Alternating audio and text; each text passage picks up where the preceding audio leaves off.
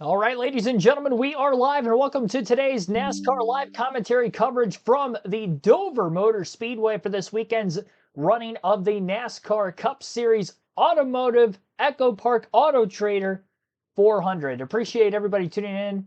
I had that flipped around, the AutoTrader EchoPark Automotive 400. There we go. I won't mess that up again, I promise. Yeah, okay. We'll see how that goes.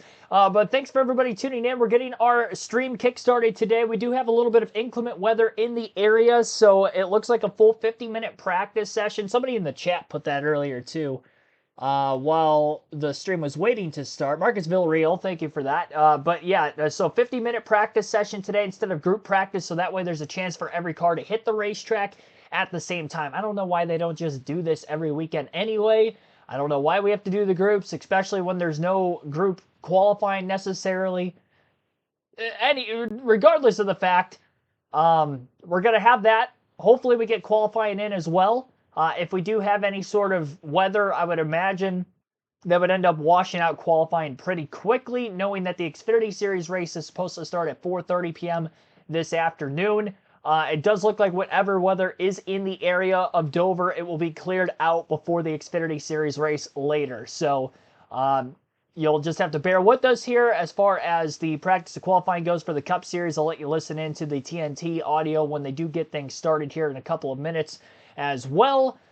Two races to go on the TNT side of the NASCAR schedule before NBC takes over for the rest of the year. That means that we are getting down to crunch time when it comes to trying to get qualified for the playoffs. We'll take a look at those point standings coming into this weekend, as it actually looks like the track is being rained on right now. So it's kind of funny I say that. Covers are on the race cars. It looks like they went through a complete downpour in between Xfinity Series qualifying and what we are going to have for the race here. So if they do get the track dried, we will have practice, but it looks like qualifying is going to get rained out. The problem is that it is currently raining, and we're already live.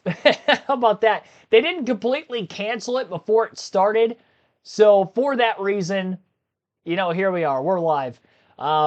We might have to do a little bit of makeshift streaming, I guess, because I don't know if we're going to see any cars on track over the next couple hours while the track is currently being dried. Again, the Xfinity race is supposed to start at 4:30 Eastern. I do feel very confident that that race is going to start on time. We'll go over the point standings first, though, just because I was going to anyway. Before the start of practice, William Byron currently leads the regular season point standings by 14 points over Chase Elliott. 44 points back to Kyle Larson, who was actually only 20 back going into last week, so he lost some points after another poor performance over the summer months for Larson. He's been on a bit of a downward stretch, but he's still third in the standings. Tyler Reddick minus 53, and then Denny Hamlin, who was within one race worth of points last week, is now minus 62. He's a couple race worth of points out, but he's definitely not out of a chance mathematically. Christopher Bell closes his gap just a little bit. He's now minus 71 points. Those are the 6 drivers who are in contention for the regular season title. Everybody else is more than 2 races out with 6 races to go, while mathematically not a chance that they're necessarily out of the regular season title fight.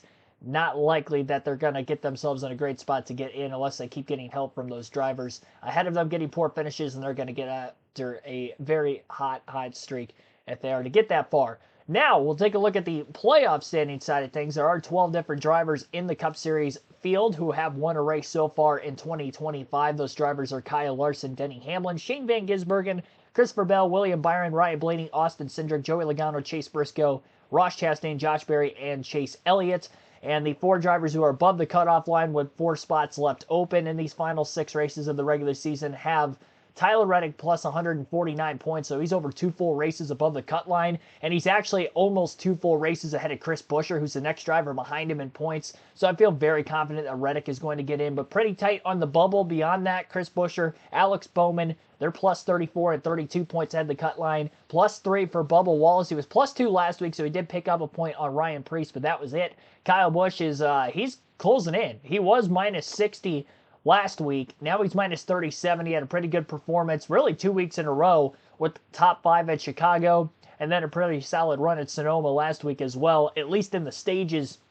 Didn't get a great finish because of a spin out late, but he did get a lot of points early on, which was a lot better than that of Bubba Wallace and Ryan Preece, so that's why he closed the gap a bit. AJ Allmendinger looked like he was going to be quick out of the get-go, but he really faded as the run went on. He also had a spin early in stage 2.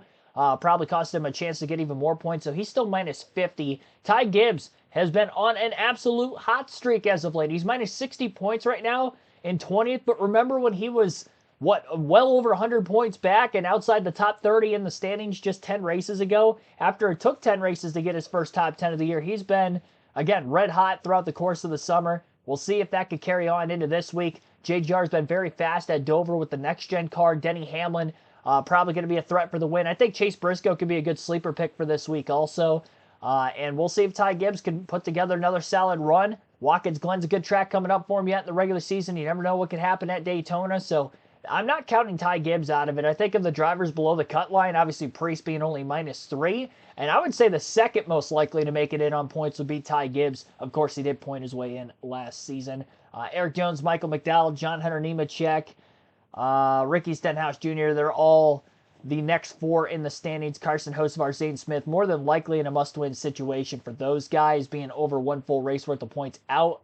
I mean, they could get it done. You never know. Again, Daytona, the regular season finale, we saw Harrison Burton win last year from 34th in points. And another road course coming up, so you'd have to imagine Michael McDowell would be a threat at Watkins Glen. Carson Hocevar's had speed on and off at a few different tracks this year. He's got 2 runner-up finishes already this season, so, maybe he sneaks in and gets a win somewhere random as well. We'll see how that all transpires over the next several weeks.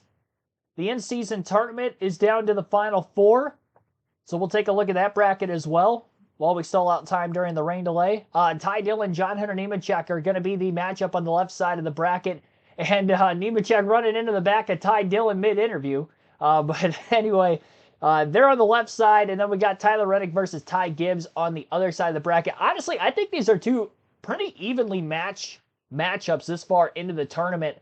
Both teams are in fairly equal equipment as well. I think they're going to be around each other the majority of the race for tomorrow, so that'll be a fun watch to see who will move to the finals with a shot to win $1 million in the in-season tournament grand prize. Obviously, the finals will be next weekend at Indianapolis for the Brickyard 400. Now, I do think whoever ends up winning on the right side of the bracket is probably going to be severely and heavily favored next week for the in-season tournament, but that doesn't really mean anything because Ty Dillon has pulled off 3 upsets in a row, so who's to say he can't pull off a 4th? Even though it's technically an upset this weekend, I think he can legitimately beat John Hunter Nemechek. They've been pretty equal on the oval so far this season when it comes to just where they run. The road courses, I would say John Hunter Nemechek would have the advantage, but we're through the road courses as of these last couple weeks now. So, again, back to the ovals with Dover, and it's up in the air, in my personal opinion. Shout out to those of you watching the stream right now. Andrew Hurley, James Mines, Shahir Gaming and Entertainment, Dudlebug5, Debbie Holcomb, Marcus Villarreal, and many others. Thanks for watching. Be sure to hit the like button. Our like goal is still 50 for today's live commentary stream. Currently raining at Dover, if you're wondering what is going on in practice at the moment. If the track does get dry enough to get these Cup cars out on track before the end of the allotted time slot that they have for practice and qualifying, then we will see practice, but qualifying is going to be washed for this weekend, and it would be a full 50 minutes or at least close to it if they can get any practice time. But again, with it currently raining, they're only able to really dry the track so much. So I will keep an eye on that, and I think what I'm going to do is I am going to end up starting a NASCAR 08 race at Dover that I was supposed to run last night. I didn't get home from work until almost 7 p.m. Eastern, and it was going to be a little too late for me to do the race yesterday. It was supposed to start at 5. So I think I'm going to end up doing that race. I'm not going to be able to finish it before cars get on the racetrack again if the track does get dry enough. In the event that practice and qualifying gets completely washed out, I'll be pretty close to being able to finish it before the start of the Xfinity Series race. So I believe that that is what we're going to do to try to kill time here. And again, make up for the lost stream yesterday since I took the day off. So that will be our content here. And I'll put a poll in the community chat, or not a poll, put a pinned comment. Practice / qualifying Currently under rain delay. All right.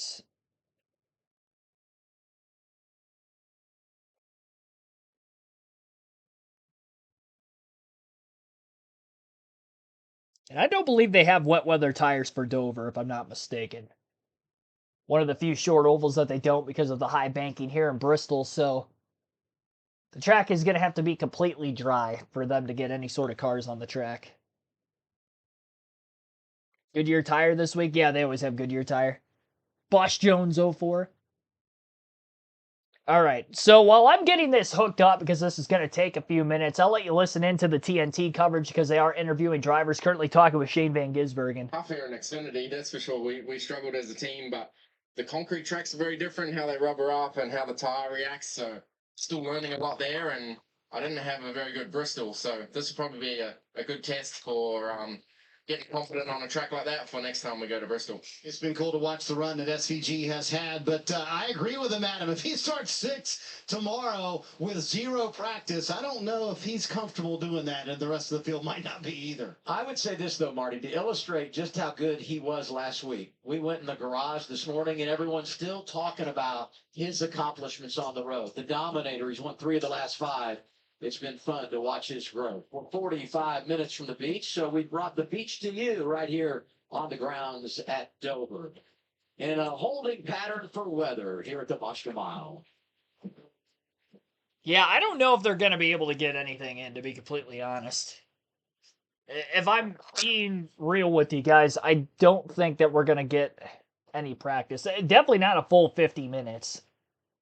Because it is damp. I mean, it is currently still raining at the racetrack. It hasn't completely dried up, and until the rain stops, they're not really going to make a whole lot of progress when it comes to drying the track.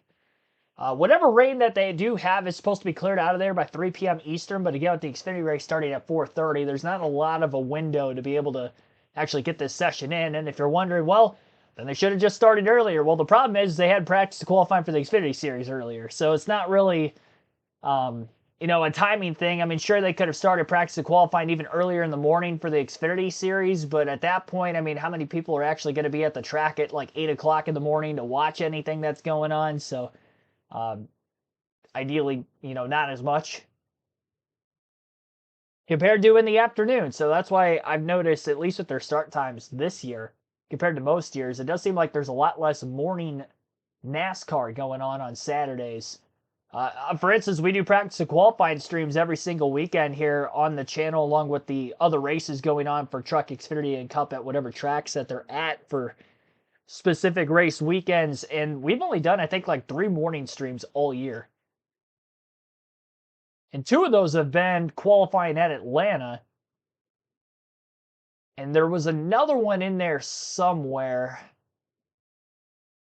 I want to say it was maybe Homestead. There was one where we started at like 9:30 or 10 o'clock in the morning for practice. But there was a lot of those streams last season. It was a pretty even split as to whether they were going to have practice and qualify more in the morning side or the afternoon. And I think a lot of things that help with that, it seems like a lot of the truck races this year have been on Fridays. No matter what track they're at, even if they don't have lights, they'll just get the race started like they did at Pocono at 5 Eastern on a Friday instead of doubling up Truck and Xfinity. And that's part of the reason why they haven't had as much morning practice and qualifying this year as well. Evenly dispersing the weekend. Matthew Dorter Bruno, thanks for tuning in. Can't believe it's raining.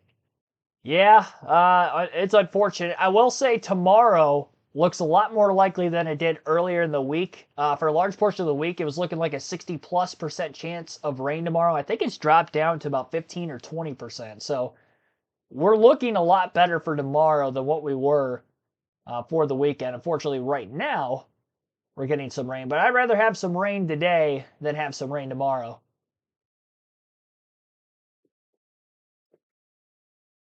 All right.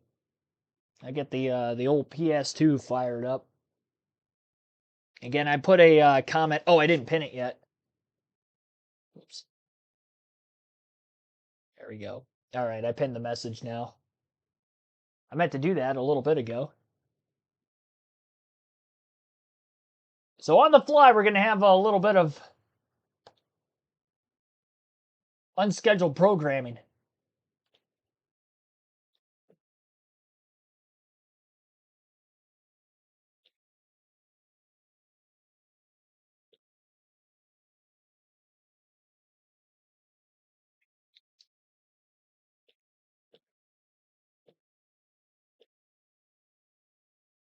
Gonna have to. I just realized I had the Xfinity stuff scrolling at the top of the screen and not the Cup stuff. Think I noticed that. Oh, they got a giant rubber ducky in the infield. Well, it's not in the infield. It's outside the racetrack. What better day to have a rubber duck at the track than when it's raining?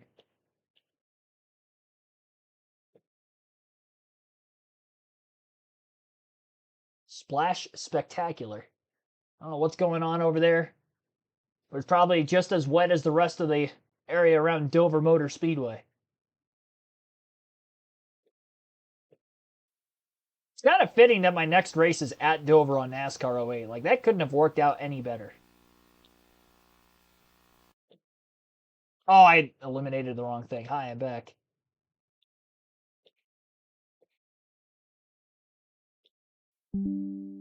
Taking me a little longer to get this synced up than what I was expecting.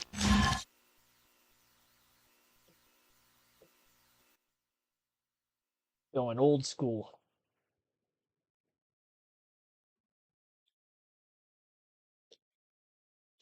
Old school with some NASCAR 08.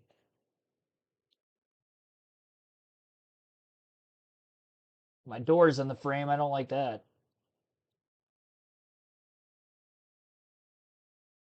Adjust my camera.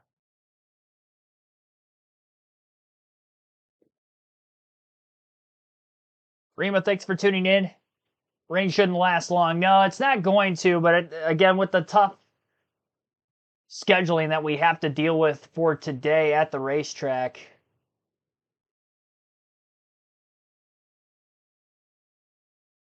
I think my display's frozen. What's going on here? I'll get Bob Pockris on X updated and keep you guys as posted as much as possible on what's going on, since you're not going to be able to know what's going on your end. Yeah, I'm literally going to have to go to another. I don't know why that timed out the way it did. All right, let's try this again.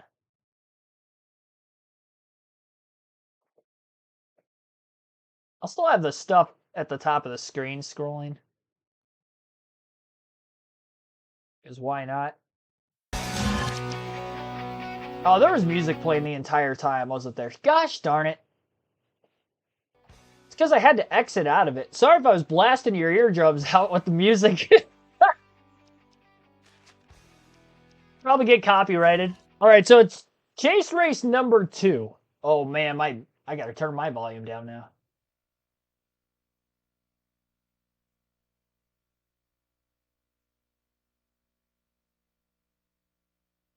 I have not been able to keep up with the Kings Royal this weekend at Eldora. Yeah, I have no clue what's gone on up to this point.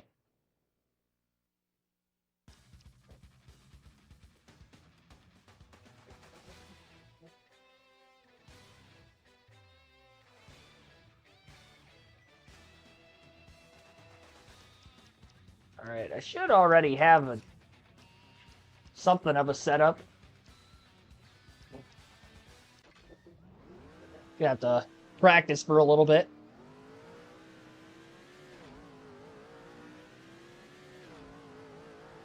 Oh, I was not trying to drive down there. It might have looked like I did it on purpose.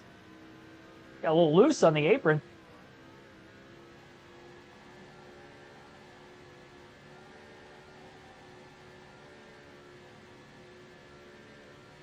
Yeah, this track, this Dover looks way drier than the real Dover at the moment. Xfinity Series racing, again, still scheduled to start at 4:30.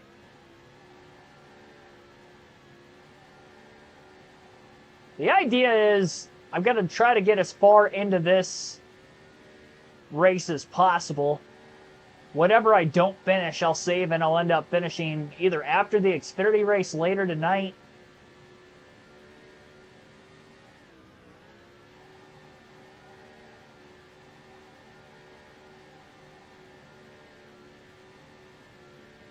or at the start of whenever I'll end up doing the next race, which is Kansas.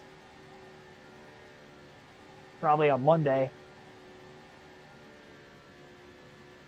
That'll just be an extra long stream. Depends how many laps are left.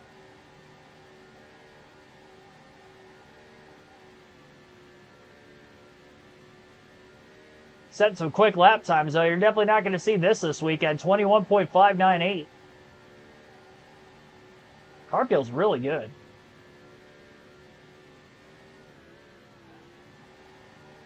Not going to need much more practice.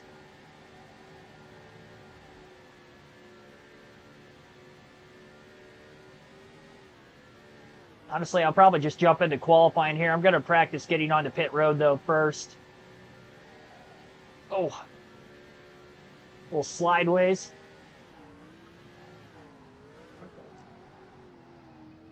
It's a tough pit road to get onto. All right, I didn't speed. We're good.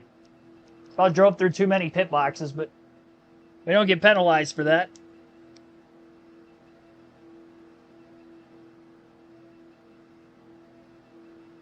All right, Bob, where are you?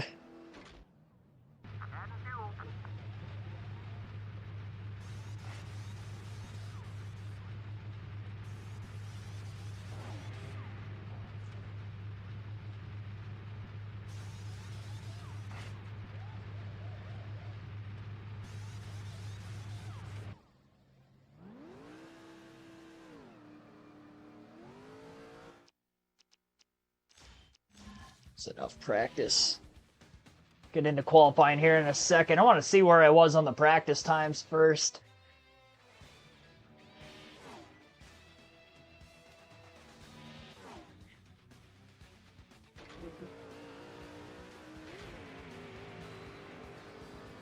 So Bob's not at the racetrack, so I'm not getting great updates on his X as far as what's going on, because he's at the IndyCar race this weekend.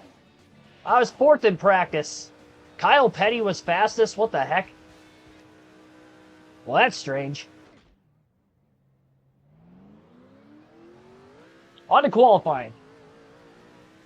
I don't know where I'm going to qualify for this. I don't know where I qualified at Dover the first time we raced here, but again, in the race I won on fuel mileage. And it was not a walk in the park by way of speed to win the race, so that strategy definitely helped. We only had one caution in that race.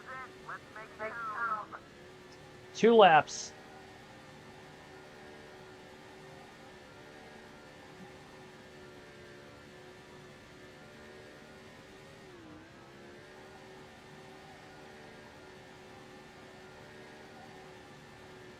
That wasn't a great turns 3 and 4. Well, it was good enough, I guess. 21.673. I was about a tenth quicker in practice. I think I could be faster on lap 2, even though this lap doesn't really count for anything. I don't know what the track record is, but I feel like I'm flirting with it. It's going to be quick. It's going to be a quick lap. Look at that. 21.596. That was quicker than I was in practice. Get some.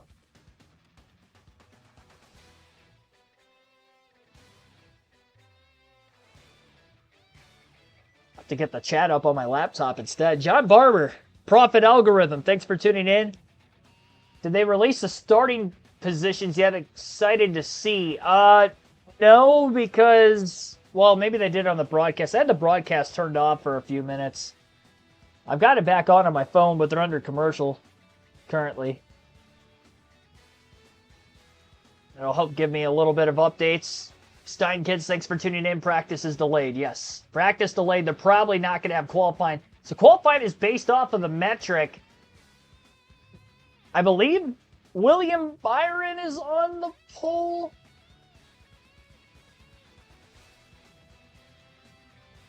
I think. 5 will run the wall all day. Save tires and gas. Pounce on the money lap. I mean, I don't know about running the wall at Dover. The track is going to widen out. I think you're going to see a lot of that like diamond cutting that they were kind of do last year, where they would kind of sail it into the corner deep, maybe start high, cut to the bottom, and then back to the outside again. It makes it very difficult to pass with these next-gen cars. The mid-corner speeds are up compared to what we saw with the Gen 6 era, so it's a little easier to drive the car in the corner because of that. With the 670 horsepower they use versus what was 750 with the Gen 6. Overall, more mechanical grips. Last year, they were kind of floating their line, and it made it even more difficult to pass. And Larson and Hamlin were the quickest at doing that. I expect them to be pretty good this weekend, but I'm leaning more towards Hamlin than I am Larson for the win tomorrow. And it's specifically because Larson, although I think he is good at Dover, and I would expect him to be a contender for the win, he has not been good in the last month and a half to a month. I'm about to lose the lead on the first lap. How did he do that? I floated up the track too much, but he somehow had enough room to get down in front of Jeff Gordon. I think Tony Stewart's going to lead the first lap of the race. Well, so much for qualifying on the pole.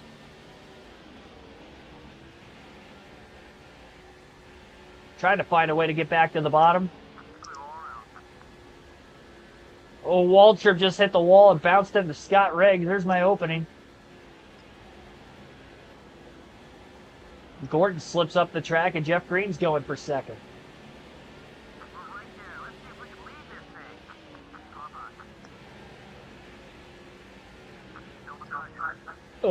Braden, thanks for tuning in.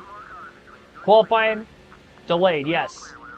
I have a pinned comment in the chat if you're wondering about, why this is going on and not the usual live commentary streams. This is filler during the rain delay. So the race isn't today for the Cup Series. The Xfinity Series is. Xfinity is supposed to start at 4:30 Eastern, which is still about 2.5 hours from now. But as far as Cup practice and qualifying goes, that is currently delayed. And I would imagine, again, that qualifying is more than likely going to get washed out.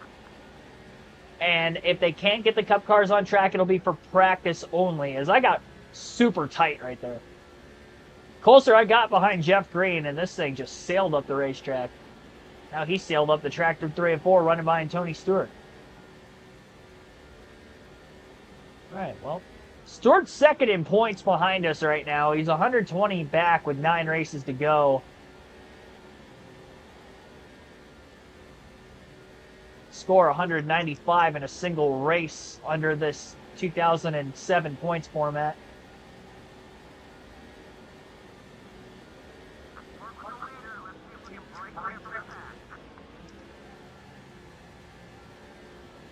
Instead of this, to do a single race at a fantasy track or something, well, I don't want to do that. I have a custom schedule season that I'll be running all the fantasy tracks. And I feel like for that, I don't want to spoil it, because I haven't played this game up until this current playthrough that I'm doing on the channel. So the idea of going there with no notebook, I think, would be a lot harder for me. That, it's Dover race weekend, and my next race was at Dover, and I was supposed to do this yesterday, so... Yeah, I apologize for canceling the stream, but I got home from work much later than I thought I was going to yesterday. I did have to go to the BMV before I came home from work, so that was a lot of it. That was only an extra half hour, but I had to make sure I got there before they closed, because my tags were expired as of, well, technically today they're expired. The last day I could have had the old ones was yesterday, so I had to get them. $53, by the way, which was way more expensive than I thought it was going to be going in. I didn't renew my license because I didn't need to renew my license. So just for tags is $53. It's insane. I don't know what it is in some of the states that you guys live around the country, but for a sticker and a piece of paper, $53. That's the way I look at it.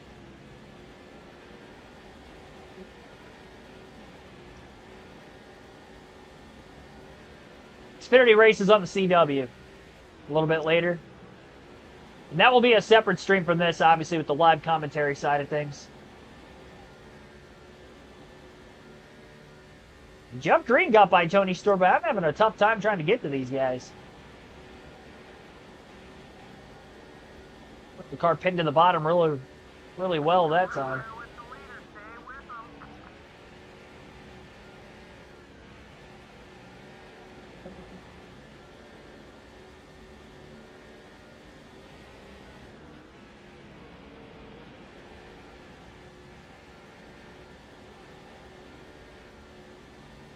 Try to run a slightly different line than them without going wide, because going wide I don't think is going to help.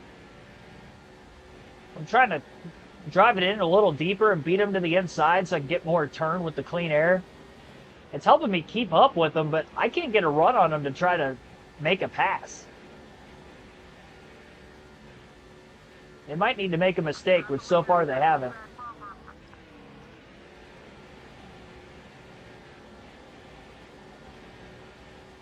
There we go.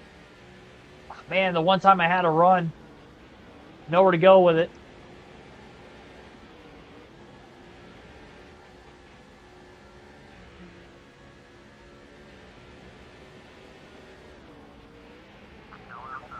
I'm there. Oh, I wiggled just a bit. It's all right. I had the advantage down on the bottom.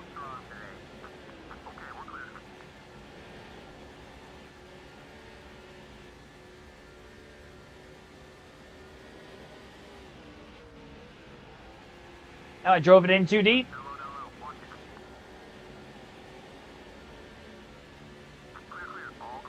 Absolutely cut Tony Stewart off.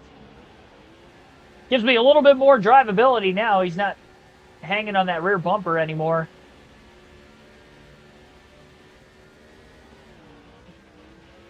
Jeff Green wiggled big time getting into turn one. Oh, we've got him.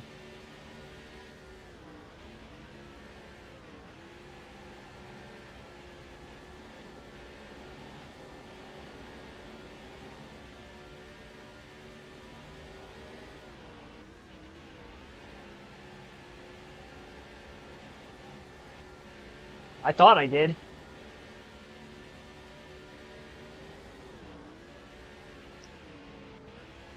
There's just not enough space there. It leaves a little bit of a gap open, but it's not enough.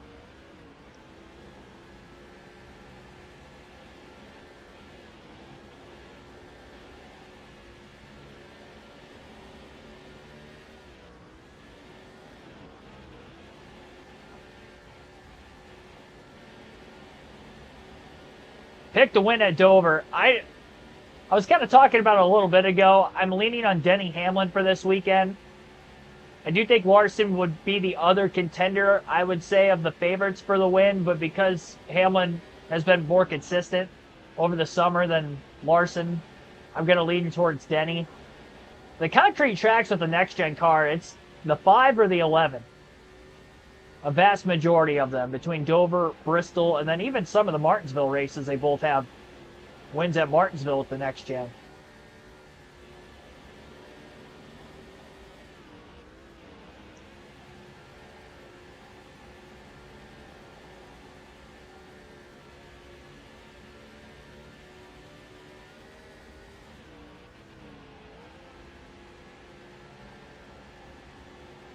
Trying to alter my line out as much as I can to try to get by Jeff Green.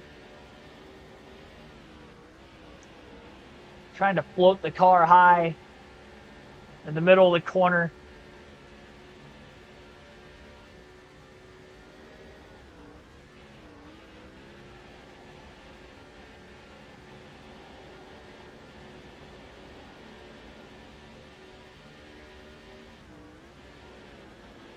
He's hogging the inside. Like, even down the back straightaway, he's not running all the way up near the wall.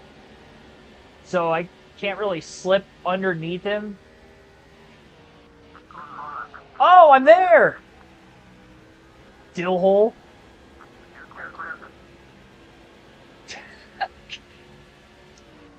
Guy's racing like Carson Hocevar.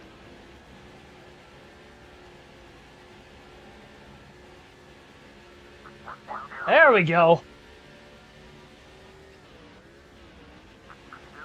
Yeah, hit him back. It's the way I was raised. Somebody's going to hit you. You better hit him back. I've never actually gotten into a fight before, but I was still, in the event that I did, I would at least fight back. I'm just going to let him hit me. Denny's house. Thanks for tuning in. He's definitely going for Denny Hamlin this weekend. I think Chase Briscoe's a good sleeper pick for tomorrow also. Trucks was pretty good at Dover. Won here with the next-gen car. We kind of saw that at Pocono too. I almost costed both of us the lead. Tony Stewart might get the second. There we go. Making this baby wide just like he did. Tony's up to second now. I'm under so much pressure right now.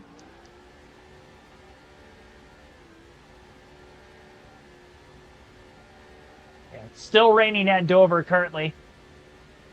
I don't think that the Cup cars are going to be able to get on track today. No lights at the racetrack. Hopefully the Xfinity race still starts on time. Otherwise, we may be seeing a doubleheader, and in the event of that, I think I have to call off work tomorrow because I'm supposed to work until noon. So I really hope we get this Xfinity race in today. We should be able to go about 80 laps on fuel. From the last time that we raced at Dover, it was about 84 laps. Was how far I was able to make it on a green flag run without cautions.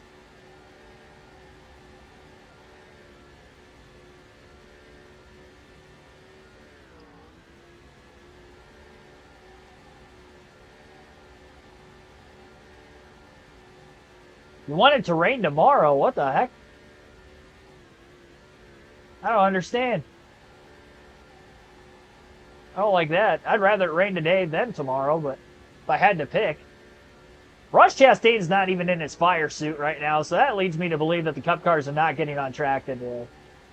Been interviewing a few drivers here and there.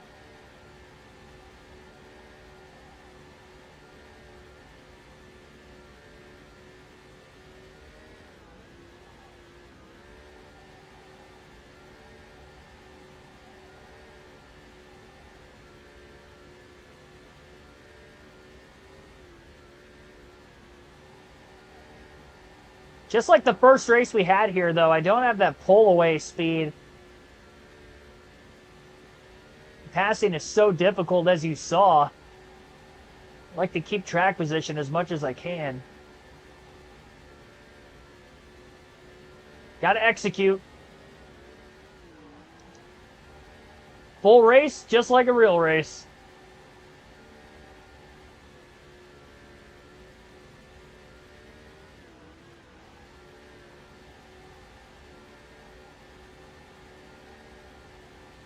Michael Turner, thanks for tuning in.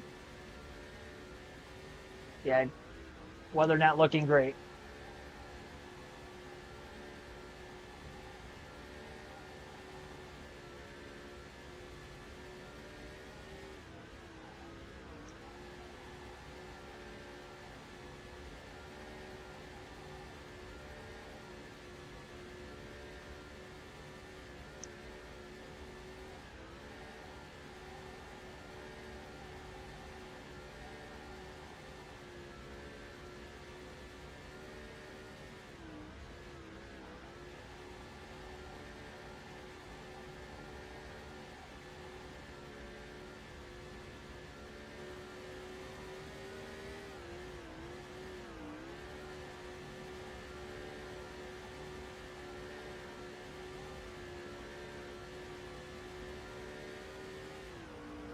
Oh, I drove it in too deep.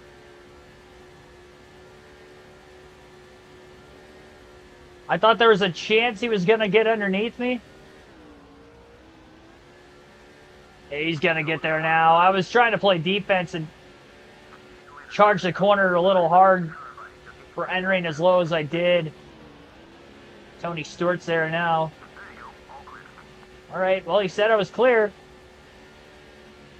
Get the crossover, maybe? No, he's going to block me, too. I'll tell you what. Jeff Green and I have been racing the absolute crap out of each other.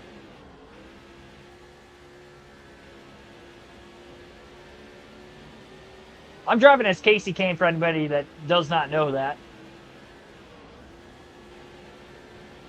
It also kind of reminds me I got to close out the driver polls at some point today. I guess he had an extra day to vote for yesterday's drivers. I cut him some leeway there. I was not about to make contact again.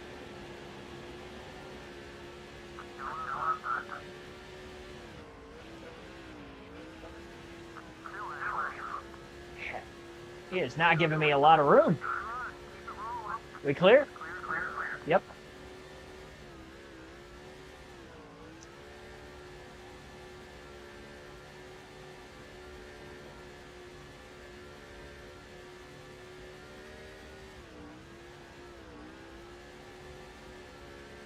I should have used the bathroom before the race. I did. I don't know why you say that. I always go to the bathroom before the streams. That's why you usually don't see me leave my seat. I mean, sometimes I still gotta go, especially if I end up eating before the stream.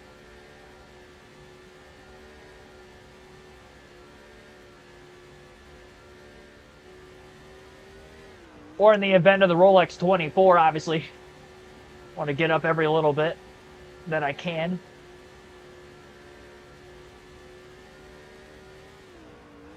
For 24 hours, I don't think it's good to be stationary in one spot for that long.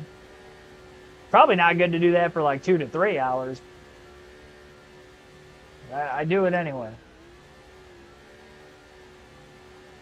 Tony Stewart's losing us just a little bit. Again, I have to bank on this race not really having many cautions because we only had the one yellow. It was in the first half of our first 400 lap race at Dover on the season. So try to stretch the fuel runs out as far as we can. Which again, 84 laps is my number that I'm looking at.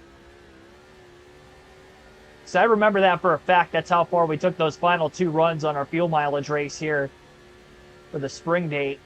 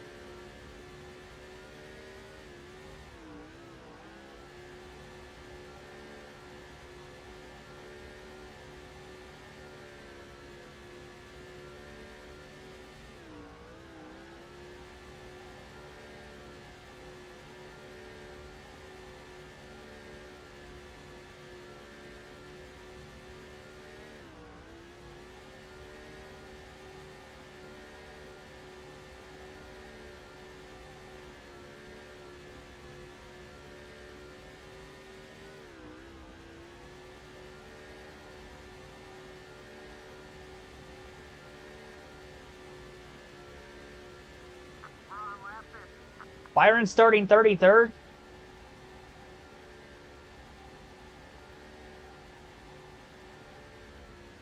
Bowman 22nd. Man, it's still dumping. I didn't think it was going to be raining as long as it has. I mean, I guess it's not 3 o'clock yet when it was estimated to get cleared out of there. But yeah, it is. I mean, it is downpouring at Dover. I don't even think the jet dryers are on the racetrack. So it looks like practice and qualifying is going to be completely washed out. I don't know that they've announced that yet or not. I have the coverage on my phone, but it's obviously muted.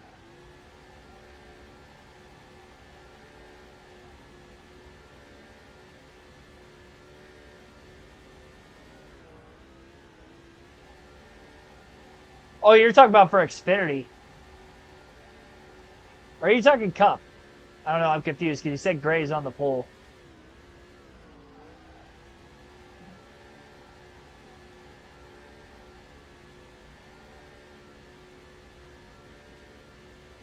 Yeah, I didn't get a look to see what the metric was like. I know when they were interviewing Shane Van Gisbergen, for the little bit that we did get to hear,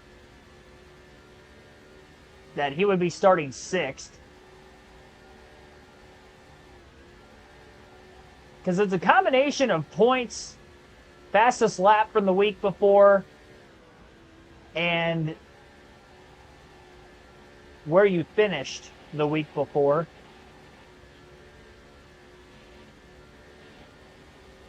And I believe it'd be regular season points, not the playoff standings. So that doesn't have anything to do with SVG being in 6th. Because otherwise he'd probably be on the pole if it was playoff standings, now that he's tied for the most wins.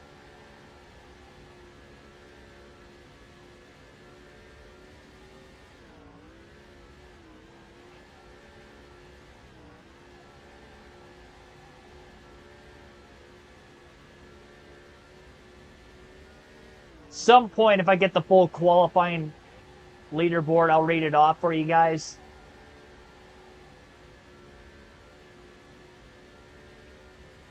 Even if I waited out a little bit until TV coverage is close to being done, I would imagine they'll maybe have something on NASCAR.com that I can find it if I miss it on the broadcast. Because TNT is going to be on the air until 3:30. Which is just over an hour yet.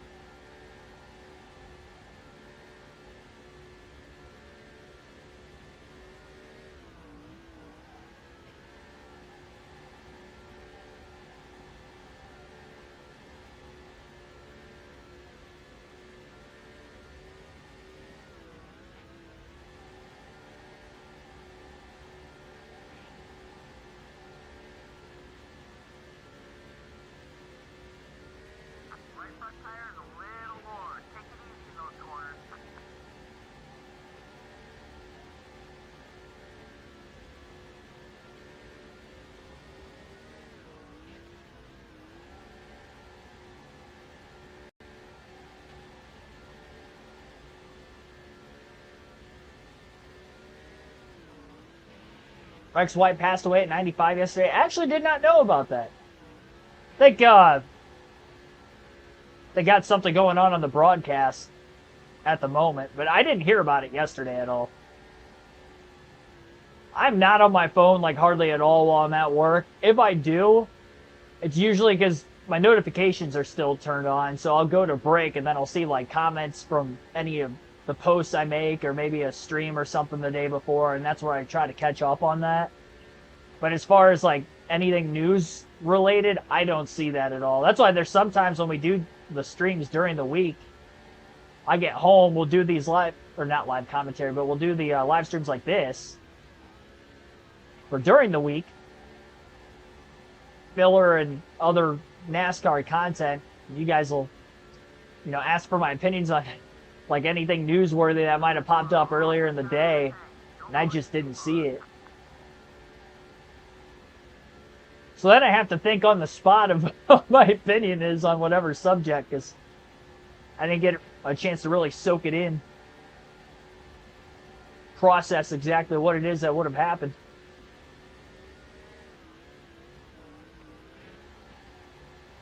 I mean, it is a 3-car breakaway with Casey Kane, Tony Stewart, and Jeff Green right now. And 4th place is way back. Definitely don't want Tony Stewart leading a bunch of laps. He's already got 5 bonus points as well as us. So that'll cancel out, but we're going to try to get the max points day if we can do so. Win the race, obviously, and then hopefully end up getting the most laps led with that. Stewart, our main competitor for the championship.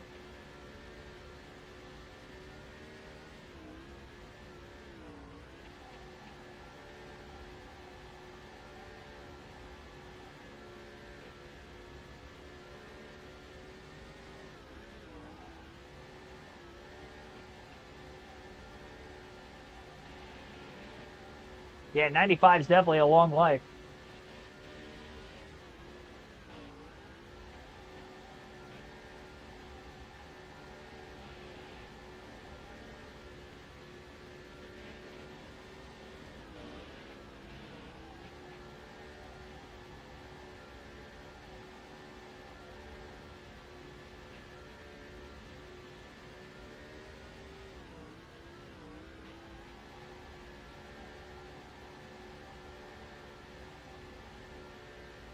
Stewart swaps back into second place ahead of Jeff Green. Green passed him just a lap or two before that.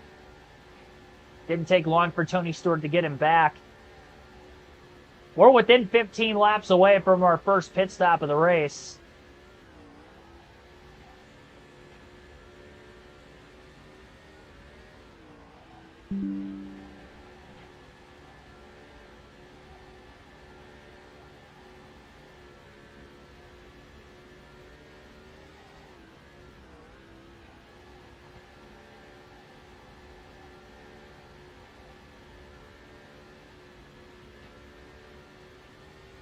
Yeah, it's going to be close as to whether or not I'm going to be able to get this race in before the Xfinity race. I guess it depends how long the rain ends up lasting for, because the Xfinity race gets delayed at the start, then I'll definitely have plenty of time to get this race in. I'd like to eat something between streams, because I didn't get a chance to eat when I got home from work.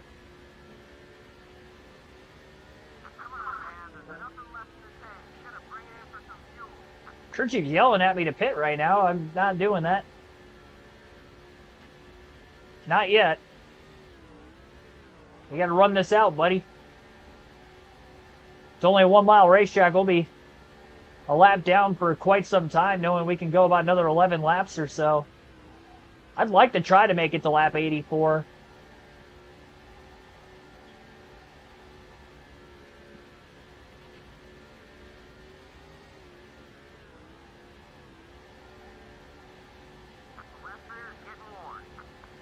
Gonna be a 4-tire stop. I don't plan on making any adjustments.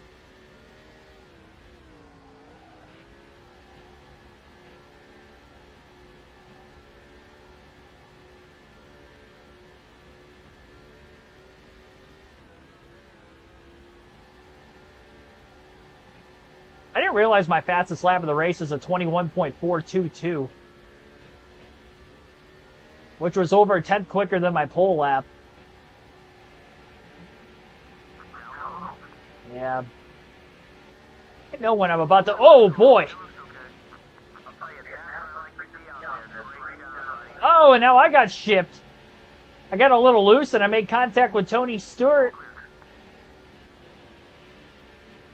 And then Jeff Green moved me out of the way.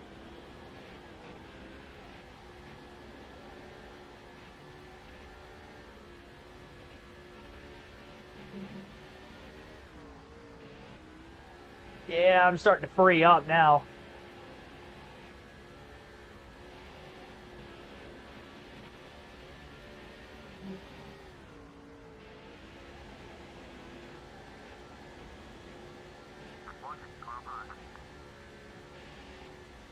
A little bit of contact again. It's not giving me a lot of room. Oh, I cut the apron. A little slideways. We're clear. What a battle, though. SDL Mark, thanks for tuning in.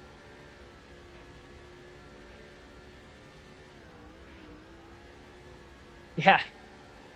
NASCAR race in California every weekend, they would probably go all year without any rain.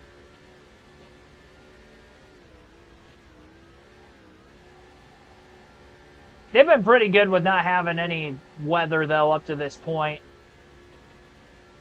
So we made it to lap 80. Nobody's pit yet. I'm surprised that nobody has come on to pit road. Any given lap, we're going to start to see cars hit the pits. I'm looking to make it to lap 84. Definitely not going to pit before that. Or after that, excuse me.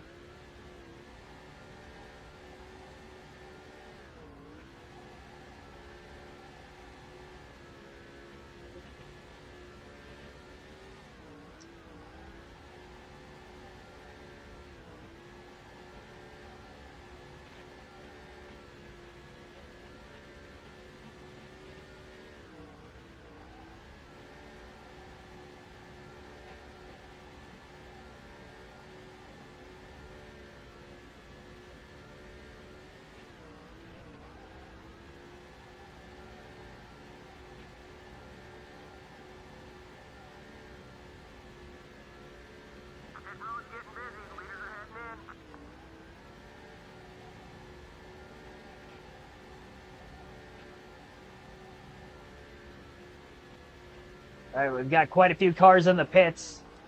We'll go one more lap. Look at that line. I don't even think they're moving. It didn't look like it. Looked like there were some cars that were just completely stopped.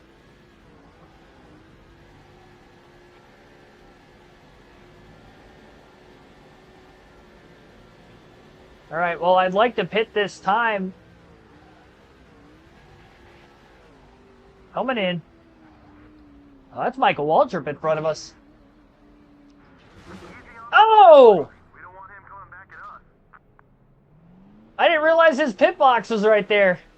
I got underneath him, and then he slammed into me to try to get into his box, and I went with him. Got crammed into the inside wall. That's going to cost us a lot of time on pit road. I had to back up and then get back going in the right direction again. We stayed green through all of it.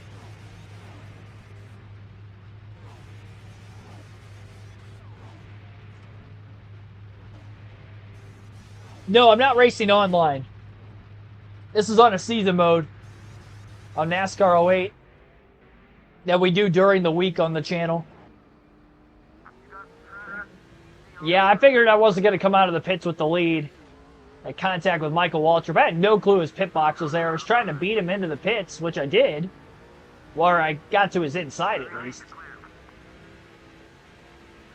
I still cycled out ahead of Jeff Green, but Tony Stewart's gone. I wonder if Jeff Green got pinned behind me or something. Contact with David Stremme. Got some cars a lap down. Or, what are you doing, dude? You idiot. Oh my gosh. His hood's about to come off. We're going to get a caution soon for debris. Oh, my right rear is crunched.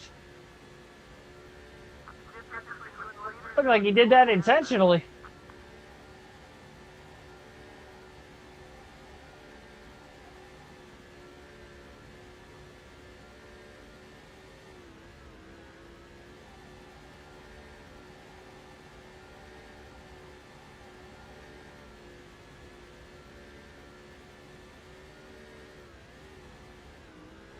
Two and a half seconds off the lead.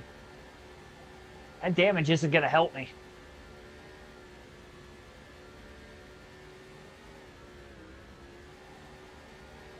Like I said, we should get a caution for debris for David Stremme at some point.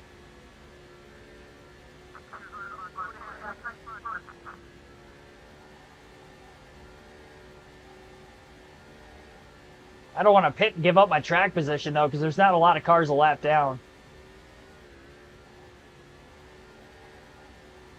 Where'd Jeff Green cycle? He's not even in the top 5 anymore. He was in 3rd. He's in 8th? Wonder how he fell so far back.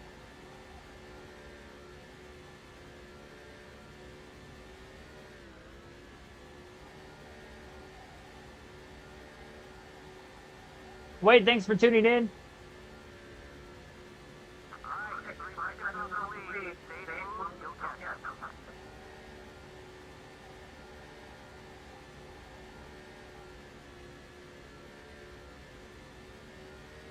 Yeah, I'm not as quick with the damage, I don't think. I'm not really reeling in Tony Stewart. If anything, I've lost a little bit of time. I'm still hitting my marks. But I pancaked that wall at an awkward angle. Thank you, David Stremme. I'm also worried if a caution comes out, can I hang on? Or am I going to start bleeding positions with the damage? A lot less likely I'm going to start giving up positions if we stay green long enough, but I don't think that's going to happen. Well, I mean, we'll just ride it out. What happens, happens. Nothing I can do about it at this point.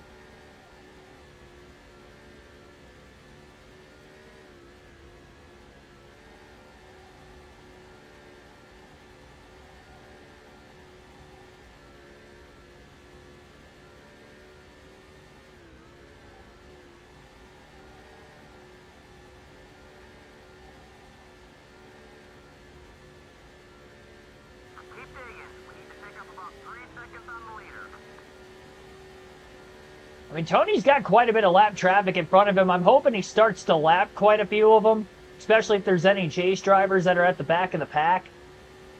Which I haven't really looked up at the leaderboard to notice if there is any or not.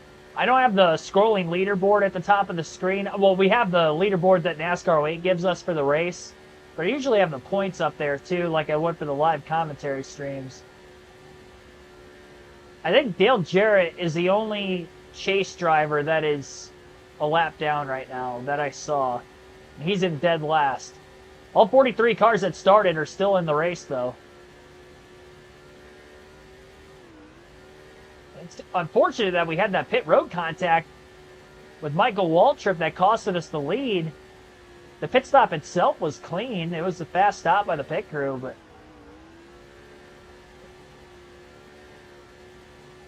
this is tough. We're just in no man's land right now.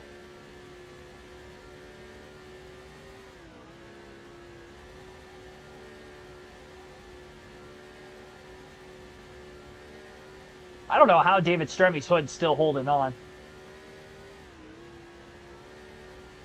I'm still certain it's going to fall off. I'd be shocked if it doesn't. We get to the next pit stops before that. You wonder how far we can go on fuel purposes if that ends up bringing out a caution, which I'd imagine it will. Do we hit the pits? And we might even get a caution before that. We got trouble in the back straightaway, and I don't know if it's in front of me. We got a couple cars. I couldn't see a thing.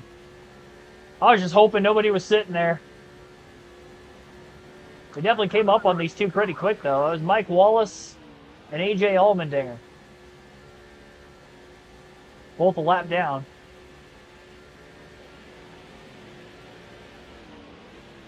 Didn't get a caution for that either.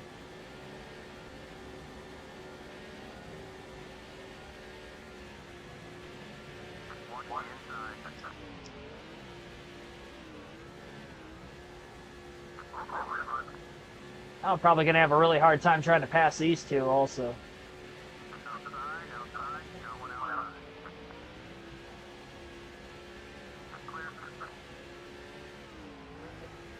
I'm driving it in way deeper than I am.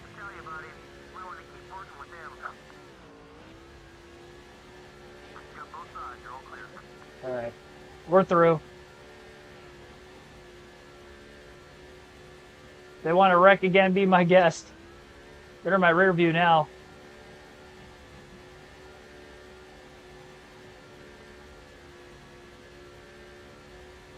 Just over 100 laps in.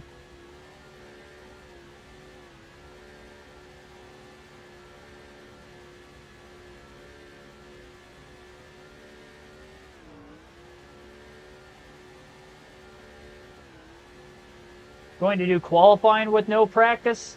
I honestly don't think they're going to get anything in. I mean, the track's not anywhere close to being dry.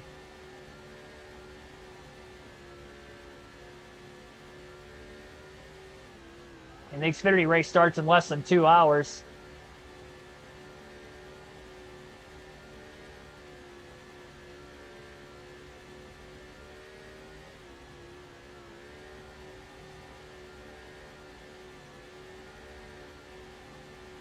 There hasn't been a complete practice and qualifying washout for the Cup Series this season. I think there has for Truck and Xfinity, but not for Cup.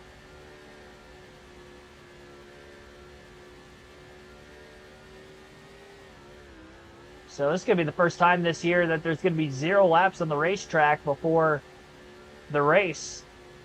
It's going to make for a very interesting first stage tomorrow at Dover.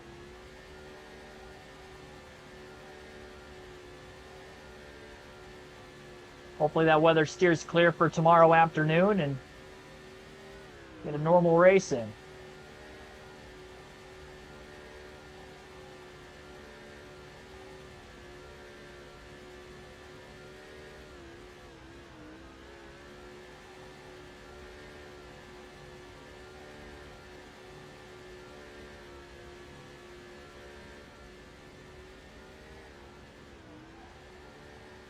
Canceled? Yeah, it's definitely what I expected.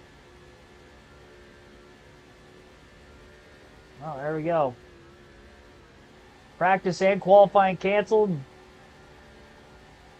All that work to push their cars out onto the pit lane for nothing. We're pushing them all back into the garage now. So practice, qualifying, canceled for this weekend. I think at the halfway point of this race, I'll end up reading off the starting lineup for the race, or the next pit stop, actually. I'll do it at the next pit stop, or caution, whatever happens first. Those are the best moments for me to actually pause it. So I don't like pausing it under green, because I get out of my rhythm, and then when I unpause it, I end up sailing it off into the next turn, or vice versa. Jeremy Granger Jr., thanks for tuning in.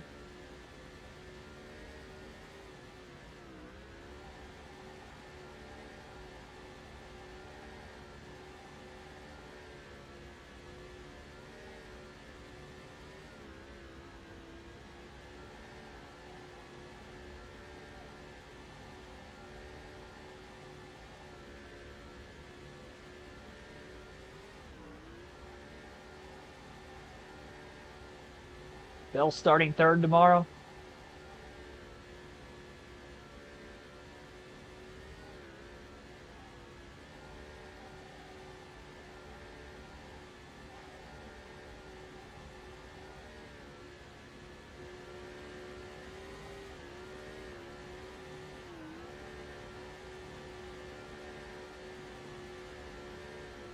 Well, practice and qualifying canceled. Like I said, I'll continue to run this race out as far as I can. In the event that I don't finish it before the Xfinity race, then on the Xfinity Series race stream, if it's still delayed at the start, we'll finish it there. Or if they end up getting the race started on time, I'll just do it after the Xfinity race is over, but on that stream. Because I don't want to start another stream for a partial race to finish. Would be very long. So that will be the plan going forward for today.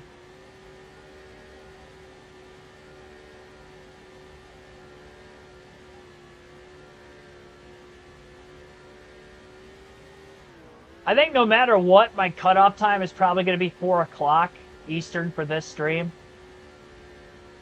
And then however far I end up getting into this race, that'll be my pausing point. And then, like I said, if 4:30 rolls around and the Xfinity race is still delayed, then I'll finish this race on that stream. But that will be the plan, is that this stream is going to end at 4 p.m. Eastern. Because I definitely got to get something to eat before the Xfinity stream starts, because I have not eaten since 9 a.m. this morning. Usually I'd end up snacking between streams, so that way I don't have to worry about that. But so I don't want to elongate this one too much.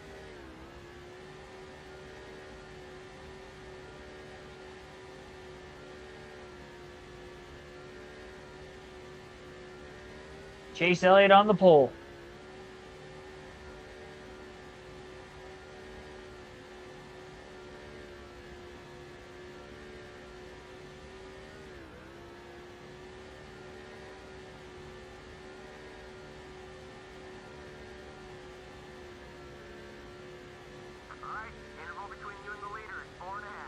Yeah, I'm in the 9 car, though. I'm driving as Casey K, and I qualified on the pole at Dover, so maybe that was foreshadowing that they weren't going to get qualifying in. Ended up qualifying instead out in front.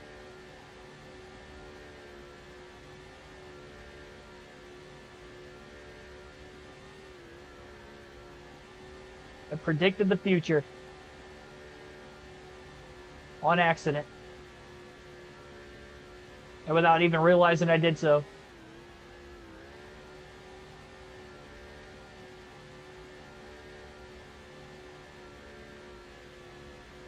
All right, I'll pause it right now. They've got the starting lineup currently airing on TNT. So the starting grid for tomorrow, Chase Elliott, Chase Briscoe will be on the front row. Briscoe didn't even have to qualify this week to get a front row starting spot. So again, Chase and Chase on the front row, Elliott on the pole. As for row number 2, it'll be Christopher Bell and Tyler Reddick, William Byron, Shane Van Gisbergen in row 3, Michael McDowell, Joey Logano row 4, And then rounding out the top 10 in row 5, Ty Gibbs and Kyle Busch. Row number 6 will be Ryan Preece and Chris Buescher. Denny Hamlin, Josh Berry, row 7. Hamlin probably going to be my pick for the win tomorrow.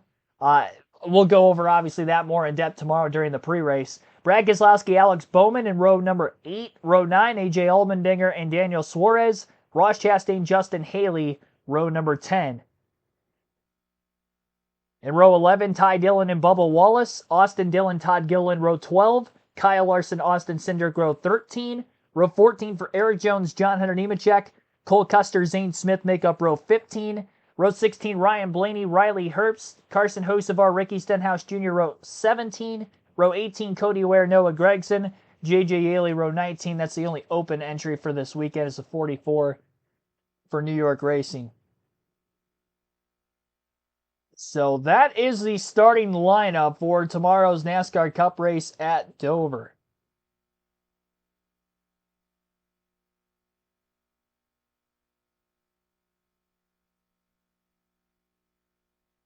All righty. Save my phone battery a little bit by not having the race on my phone anymore. Or practice qualifying coverage, I should say. Well, that has been washed out.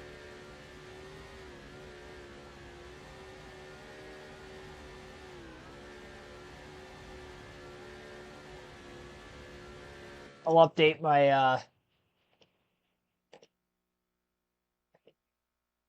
the pinned comment. Practice qualifying has been canceled.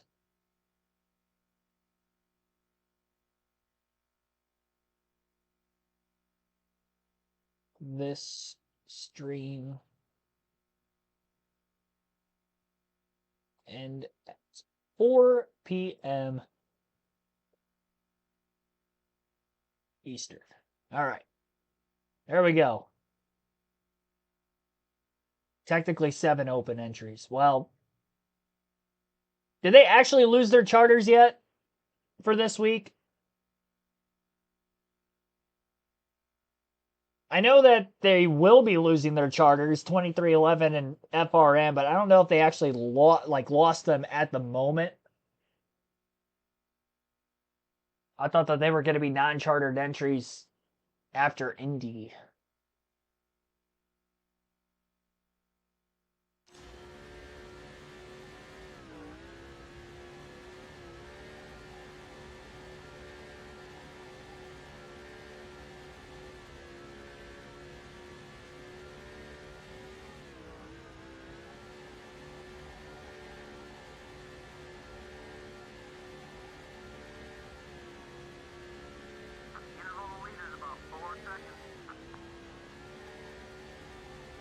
Yeah, we've lost time with this damage to Tony Stewart. Stewart's getting his way through lap traffic, though, so that's good for us that he's lapping extra cars.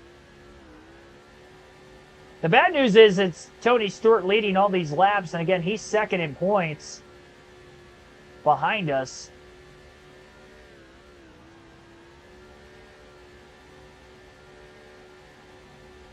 On all your sources.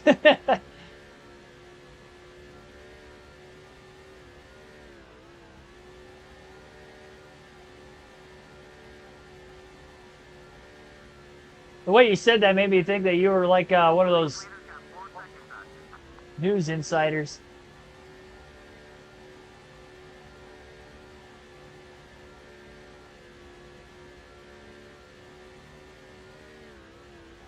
Yeah, so again, our stopping point for this race will be at 4 p.m. Eastern.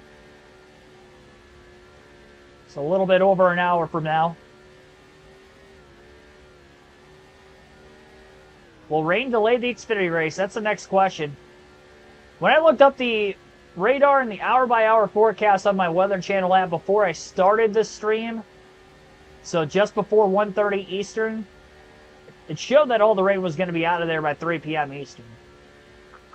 So when I noticed that it was already raining at the track before practice started, when they went on the air right as we were streaming at 1:30, I wasn't very optimistic that they were going to get cars on the racetrack, which they didn't, but I'm still optimistic that they start the Xfinity race on time. I think I'm halfway through this fuel run right now. So when I stop this race at 4 p.m. Eastern, wherever we're at, we will pick that up on the Xfinity stream today. And again, as far as when I will get the race in during that stream, it's going to be dependent on if the race is delayed.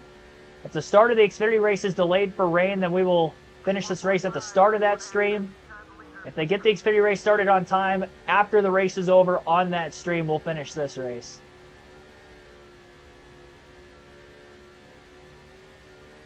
And that will start at 4:30 p.m. Eastern, no matter what. The Xfinity race stream will.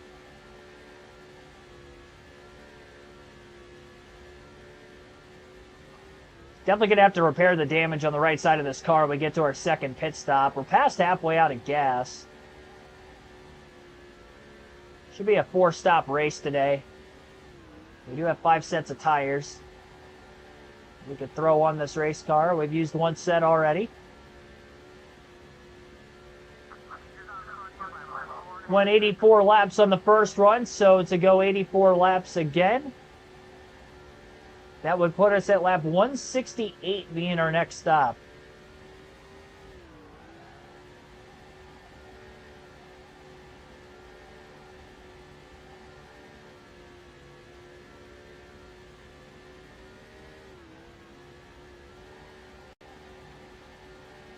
First time Cup qualifying's been rained out, yep.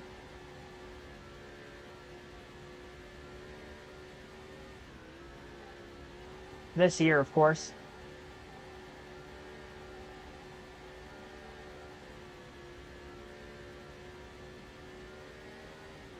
And they haven't had a Monday race at all yet this year either, so the Cup Series has been very fortunate with rain all season. Really across all 3 series for the most part. Might have slight delays here and there, but that'd be about it.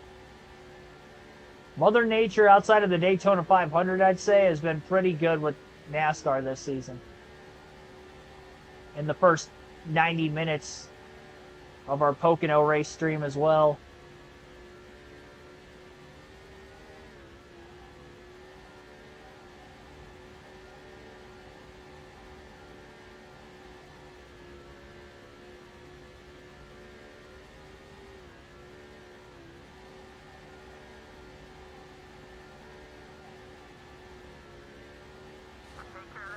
Ouch. Just a little too hard there.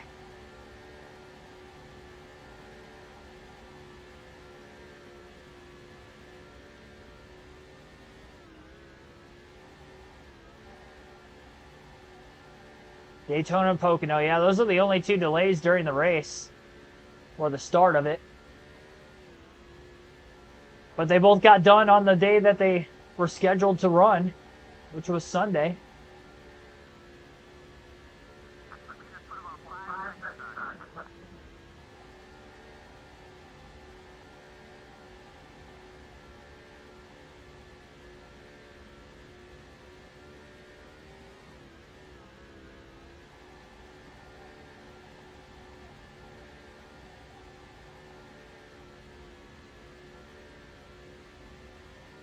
Five seconds off the lead.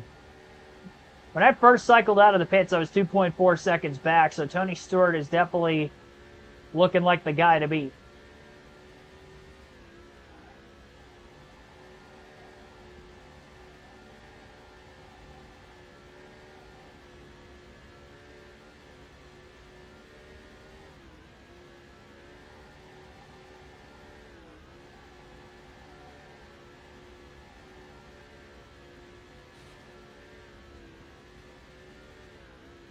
Second time I've gotten into the wall off the exit of turn 2 over the last several laps.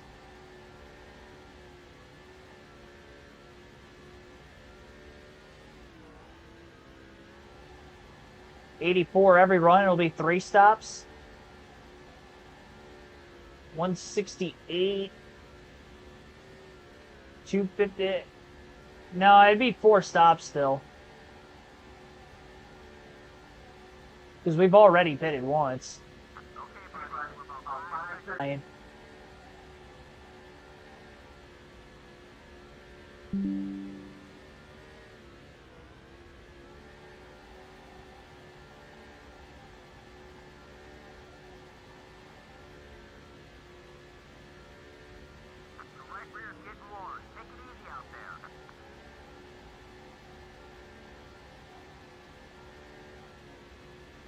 Shane Jenkins, thanks for tuning in. Xfinity gets in today. Track is going to be green as hell. Yes, it will be. Yeah, whatever rubber they laid down earlier today, going to be gone.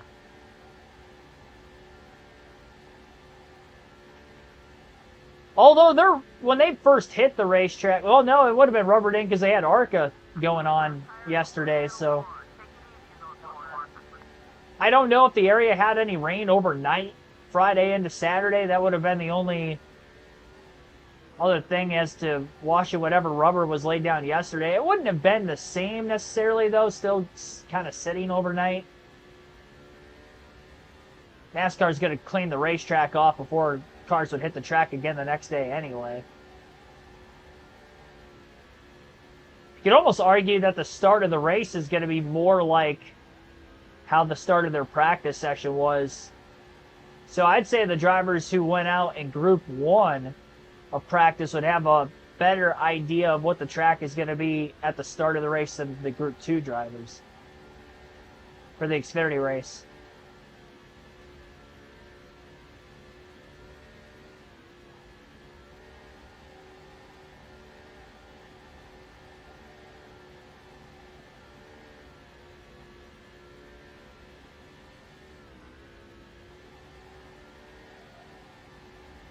Our light goal for this stream was 50. We're at 39 right now, so I know we haven't had practice or qualifying going on with the rain out, but I appreciate everybody that's staying tuned in or tuned in to see what was going on.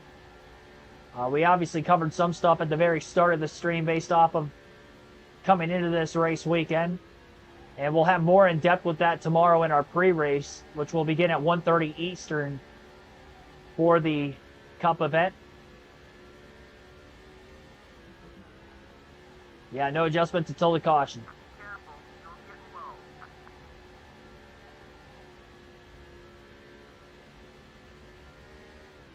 Probably going to see a lot of comers and goers in that first stage for the Xfinity race. And really the Cup race, too, with the scrambled starting order.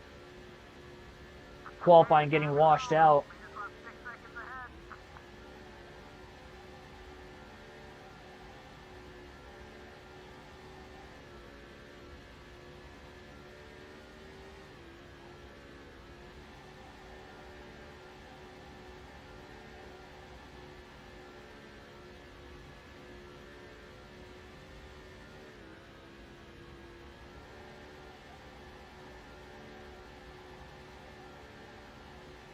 Still shocked at the fact that we never saw a caution for David Stremmy's hood coming off.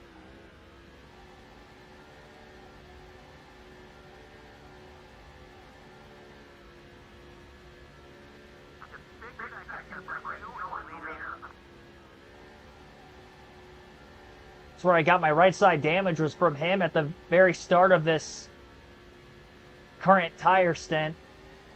A couple laps after we exited pit road. Had the damage there. We've lost a little over 3 seconds to Tony Stewart. And Stewart cycled out ahead of us despite us being the leader when we went in because there was contact on pit road with Michael Waltrip.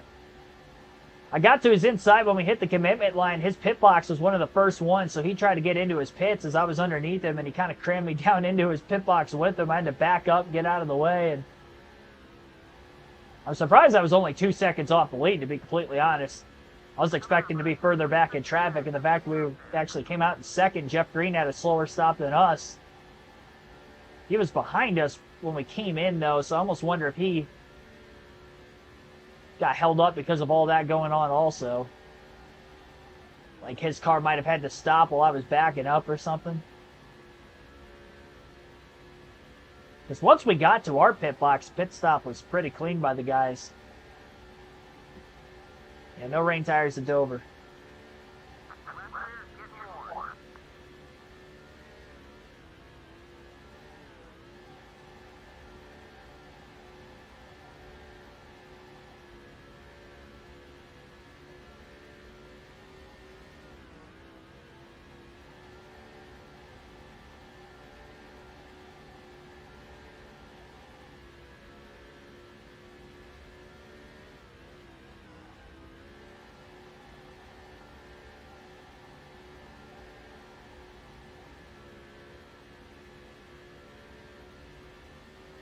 Got about 1 more hour left of this stream.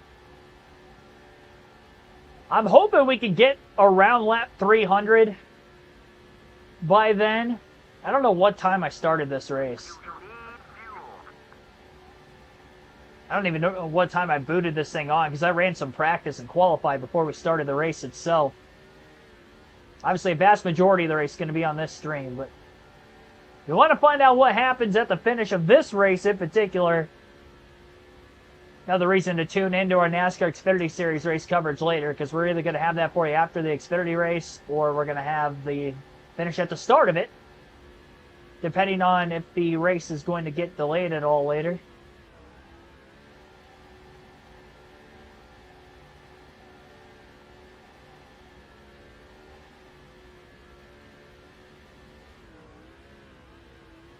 Weekend off to a good start being an Elliott fan. Oh, yeah, for sure. He's been rolling lately.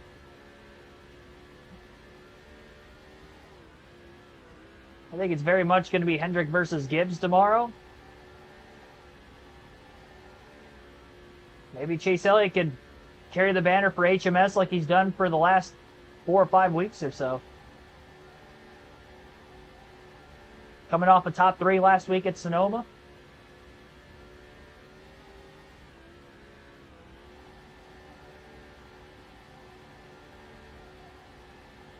With a very short opening stage to the race, him starting on the pole is going to be huge if he can end up getting a stage win or close to it. Catch up in the regular season standings behind Byron. He's only 13 points back coming in.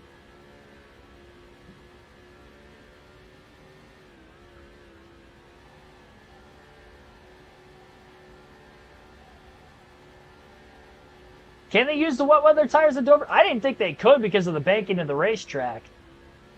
It must be a different tire than what they have for the flatter tracks then.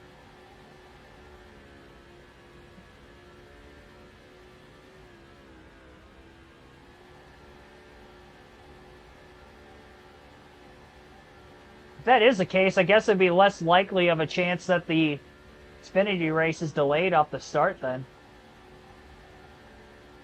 Because obviously it should be stopped raining by then. Get the track mostly dry.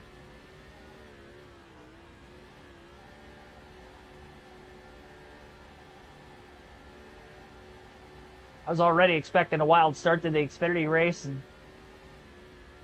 maybe even more so now. Fuel load getting pretty light for us. Not that far away from our stop. Lap 168 was my target lap to pit. Nobody's hit pit road yet.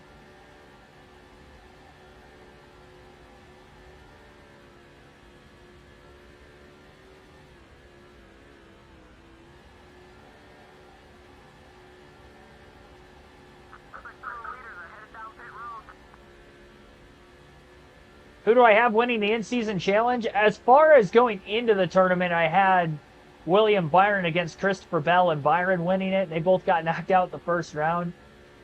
So my bracket got severely busted there. And as far as out of who's left, Ty Gibbs is rolling right now. And I want to say Gibbs. I'm going to take either Gibbs or Reddick.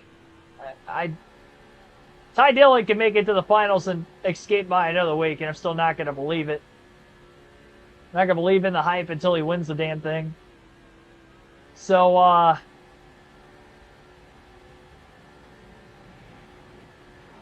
Tony Stewart's in the pits, will lead for a couple laps.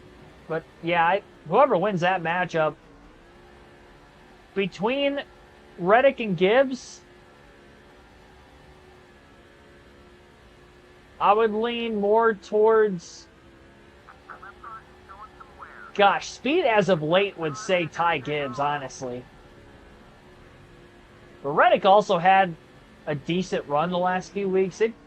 That's such an even matchup, honestly.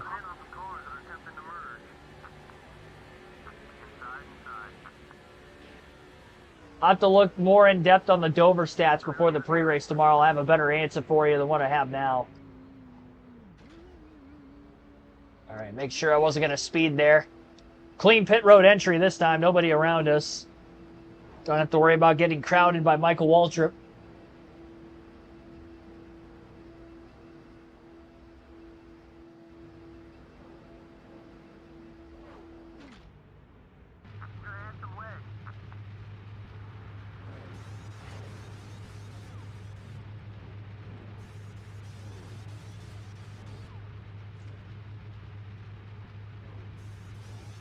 Yeah, I feel like Reddick would be the most obvious answer, but Gibbs has just been good this summer. Like, not even just the road courses.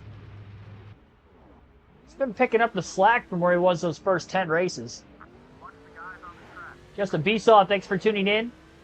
Oh, man. I was closer to the lead. We gained some time. Tony Stewart just got out in front of us there.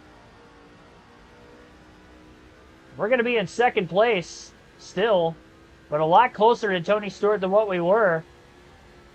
Solid pit stop by the pit crew there. Repaired a little bit of that damage we had on the right side of the car. It's not going to be completely fixed, but that'll help as well. So being about 1 second off of the race lead, we'll see. Tony Stewart's led a ton of laps. We've led a couple times today.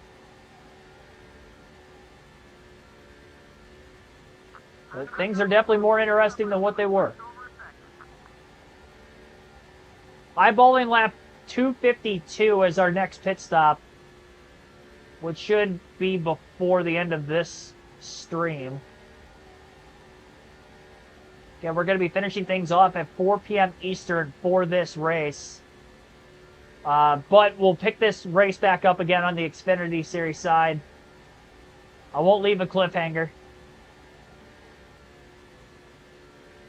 But I'm going to have to get something to eat in between streams, and our Xfinity race coverage starts at 4:30 Eastern. And again, if that race starts on time, we'll have the usual live commentary for the Xfinity Series race, and then we'll finish this race up after the Xfinity race later. So,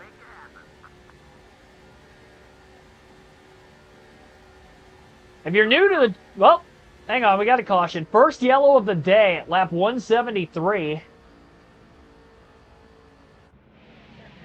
And it's finally the debris caution for David Stremme. How did he go a full fuel run before that hood finally came off? I don't even know that it was the hood that came off. Looks like it... Oh, okay, never mind. I lied. I was going to say it looked like a piece of his front bumper came off, but... Yeah, that was the hood. First caution. We only had one yellow in our first Dover race earlier in the season in 400 laps, so I'm not expecting us to get another yellow. If it happens, it happens, but... Gotta expect that this race is going to run out to the very end. If I didn't just pit a little bit ago, I would definitely hit pit road again, but I don't think that would have put us in a different fuel window off the top of my head. Not many drivers a lap down despite the race going green for 170 laps, but the green flag is in the air. We're underway at Dover. Now we're all over Tony Stewart's back bumper. We got to take advantage of this. Great restart. 3 wide. Lapper on the bottom. Let's go. Had him on the outside, 3 wide. That was our chance to get to the lead. Got it. Thank you, caution. Now we got to hang on. Is he still going to be quick? Clean air is going to be king, though, too. That was clutch.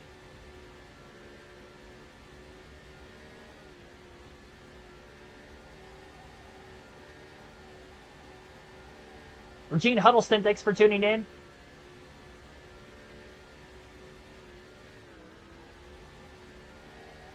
Oh.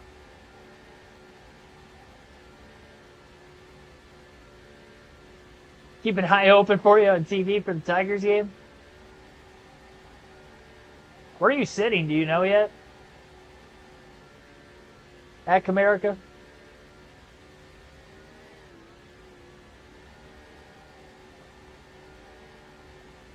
Yeah, if you guys have not checked out the gaming stuff on the channel, again, I do streams like this during the week when we don't have the live commentary streams on the weekend. So it's kind of a good little, filler.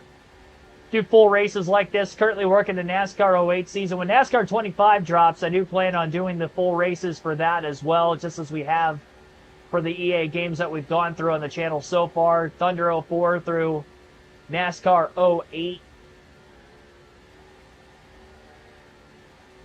The second race of the chase, getting close to the end of the season. I'll be doing a custom schedule season for NASCAR 08 on the next go-around as well. So this is not the end of the road for 08.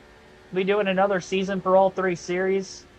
And then hopefully get that done before NASCAR 25 releases and what seems to be, well, it seems like going to be late September or early October.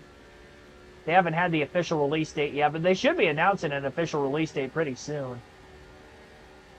Earlier they do, the better for me, so I can kind of time it out to finish those seasons before NASCAR 25 comes out.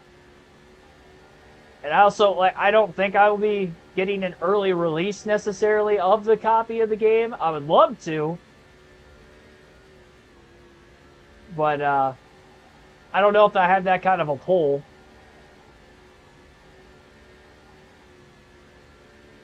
With this channel, I don't think we're there yet.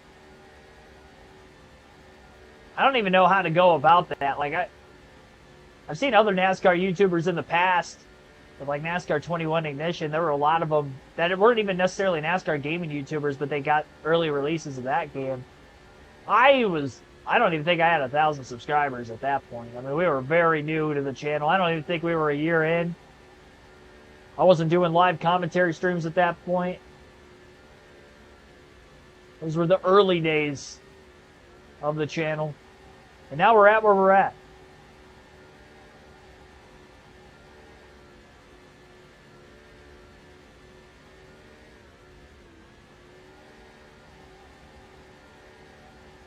I did go through the starting lineup already on stream when they did announce it on TNT's coverage.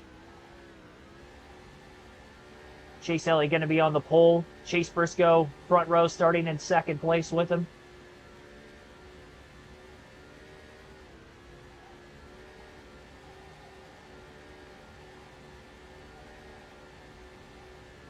My guy Blaney starting very deep in the field. He's going to have his work cut out for him. Starting outside the top 30.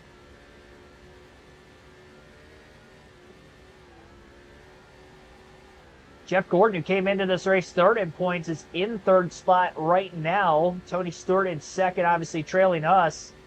We got the lead on the restart. The lappers on the inside. I literally couldn't have had a better restart than that because all of the lappers that were underneath us had a hole right in front of Clint Boyer. Got down. Then I was able to swing to the inside of Mike Wallace, who was already obviously restarting underneath the Tony Stewart. Got by him as well. Tony's definitely led the most laps in this race up to this point, but a chance for us to try to catch up. We didn't run too many green flag laps prior to that last caution, and the only caution that we've seen. I feel like if we get another yellow, it's probably going to be another debris caution for David Stremme. His hood came off. Maybe his front bumper or a piece of that comes off next.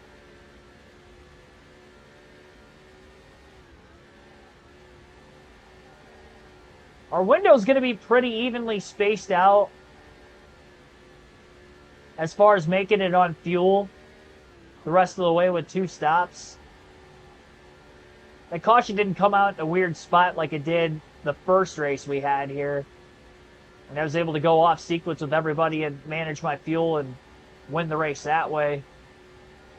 We could still catch a caution in a weird spot again, but with only 2 stops left the rest of the race, it's not as likely. Anytime under 168 laps to go, our fuel window will be open to make it on 2 stops from there. So that's what I'm going to be eyeballing for whenever we catch a caution. 168 to go and less.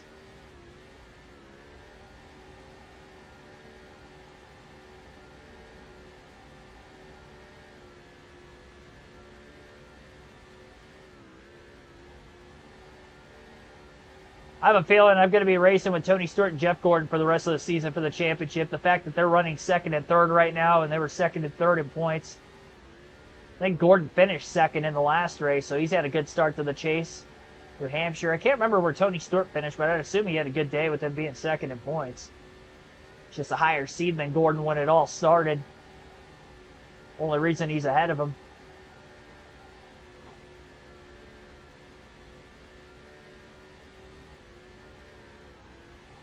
We won the first race, trying to go 2 for 2. But of the final 8 races of the season, 6 of them are tracks we've already raced at this year, and only one of those 6 tracks I won at the first race. So it's going to get a lot harder after these first 2 races, which is why I really needed to capitalize off of that. We dominated New Hampshire, led 286 of 300. Today, a lot more competitive between us and Tony Stewart, but we got the advantage on the restart. And again, clean air is king. I've had a tough time trying to pass cars in the race, the little times that we have had to try to pass other cars. Things are going relatively well. Going to be halfway home here in about 3 more laps.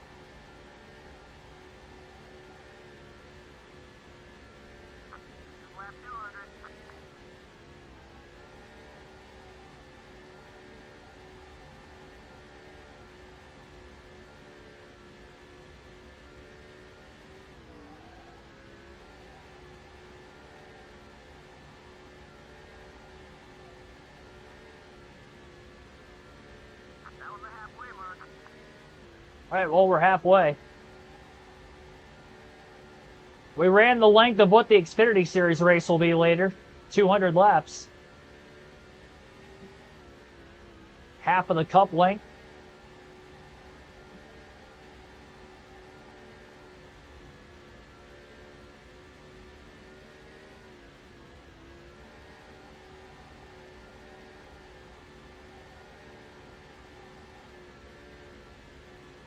Pause it for a quick second. I know a lot of you guys watching obviously are well aware that practice and qualifying got rained out. I didn't realize I didn't pin the comment that I put in the chat. There we go. Finally had a chance to look at it.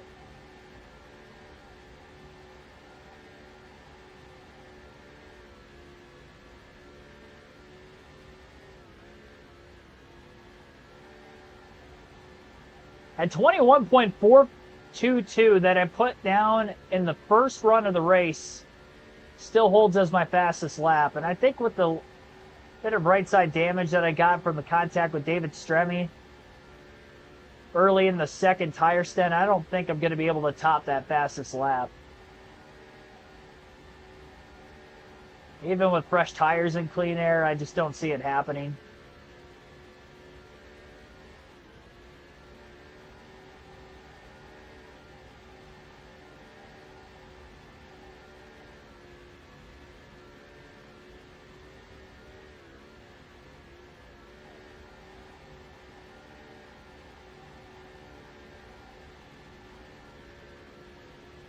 Tony's creeping in.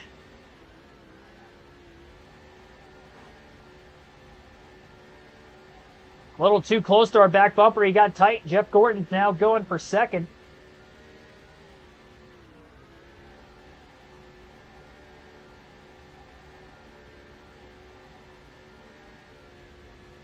And Gordon's got him.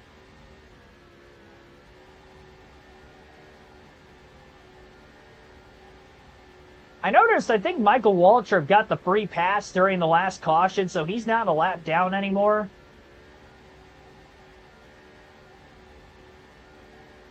Yeah, he's 28th. He was in dead last, 43rd there for a while.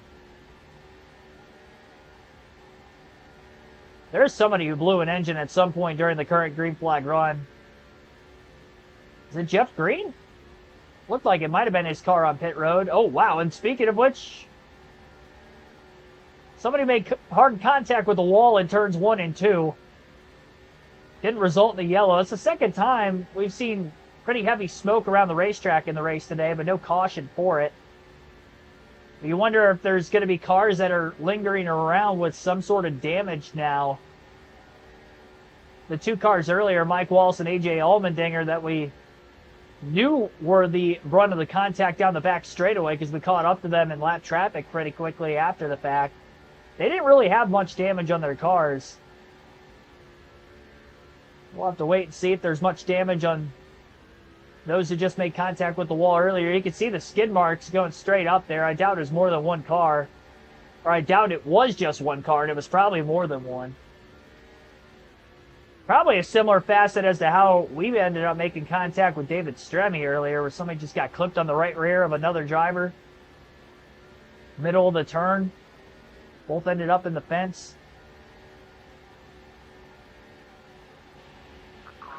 I did not hit my marks 2 corners in a row. Jeff Gordon's got us.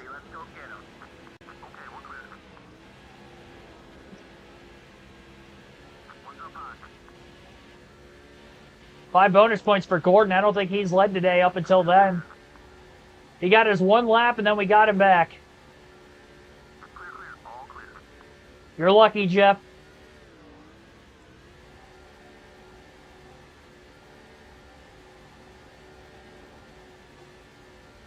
Stay a little bit more focused and pinned down to the bottom. Halfway out of gas already.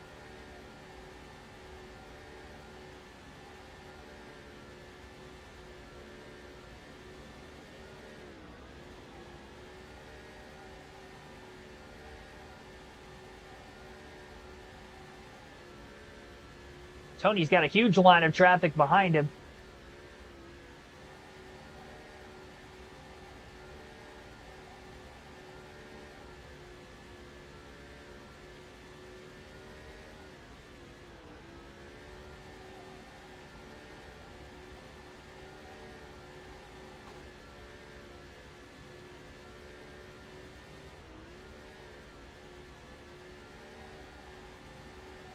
Get him.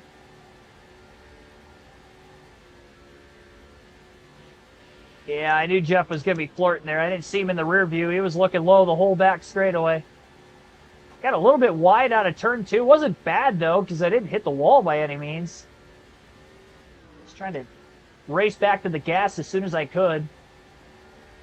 Almost left the lane open. Do I like F1? I respect all forms of racing, but I don't actually go out of my way to really watch much Formula 1. I've seen very few races over my whole lifetime. I've probably seen more races as a kid because my grandpa would fall asleep with Speed Channel on back in the day. I would stay at his place in the summertime. Growing up, I would stay at my grandparents'. And he would always fall asleep with the TV on in the bedroom. I was always sleeping in his room. Him and my grandma slept in separate bedrooms. So I would always sleep with him, and then my sister would sleep with my grandma's room in a separate bed. And, yeah, he'd fall asleep with the TV on all the time, and I'd always wake up middle of the night, and Formula 1 would be on whatever racetrack they're racing at, like 2 in the morning or 4 in the morning or something. I'd catch a glimpse of Sebastian Vettel just dominating everybody. Like, that was my childhood. It's kind of funny. But yeah, I probably watched more F1 then than what I ever did as an adult.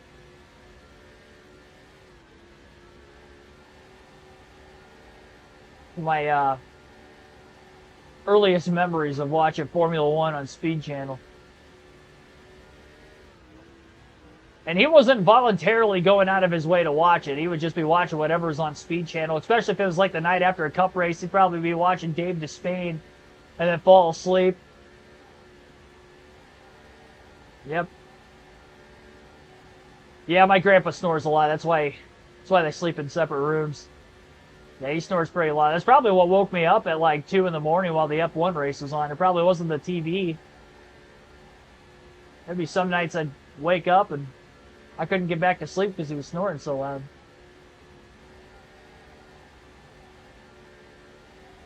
Yeah, not healthy.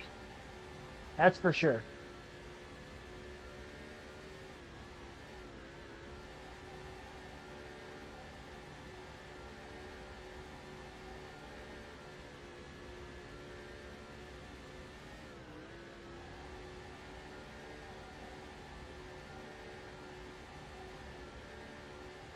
Yeah, you could probably wake the whole neighborhood with how loud he snores.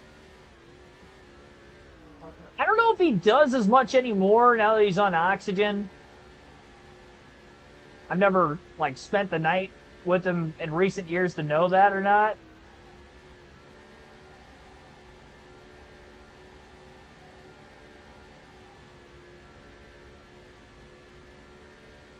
I would think that that would help. His airways aren't getting as clogged while he's sleeping. You know, if I've ever been over there and he fell asleep in his chair and like just napped, I don't remember him really snoring anymore. So yeah, I don't think he really snores much now that he's on oxygen. But growing up, yeah, no, he definitely snored a lot. Probably like that his whole adult life. I mean, I'll tell you what, more power to you guys if you could ever, if you know somebody in your life that snores super heavily and can get obnoxious sometimes.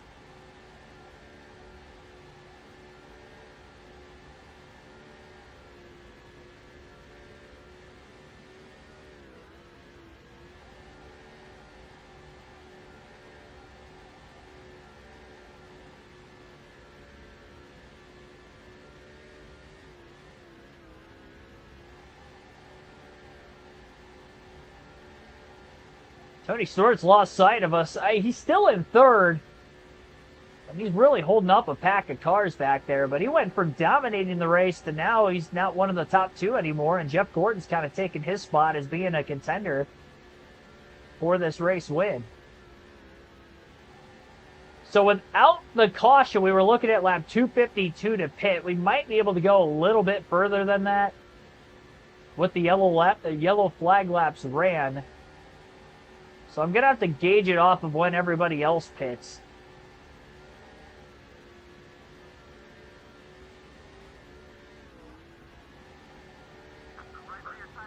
Having that clean pit road entry helped so much for that green flag stop we most recently had. We're at a point right now, I think, if we catch a caution, I'm pitting.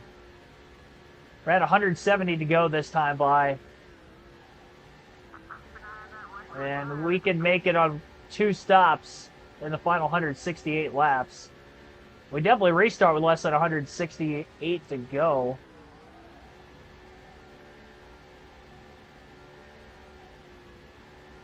And we're looking pretty good right now.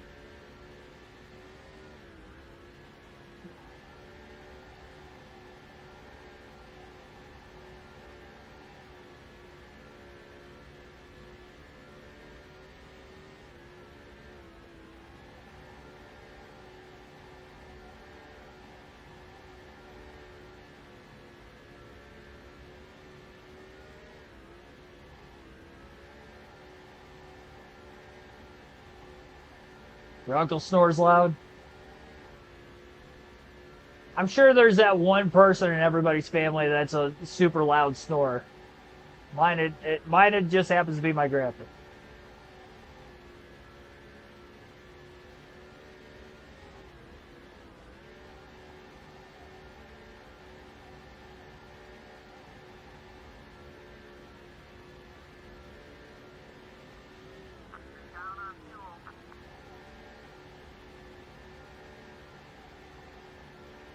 Getting low on fuel.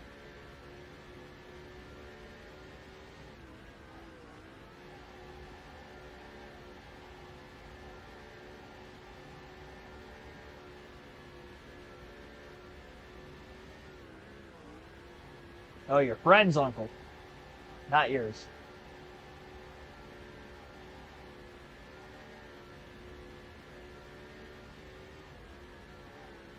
It gets about the last 20 laps of a run, and the car does free up a bit. A very early run of the race, I got passed one time because of it.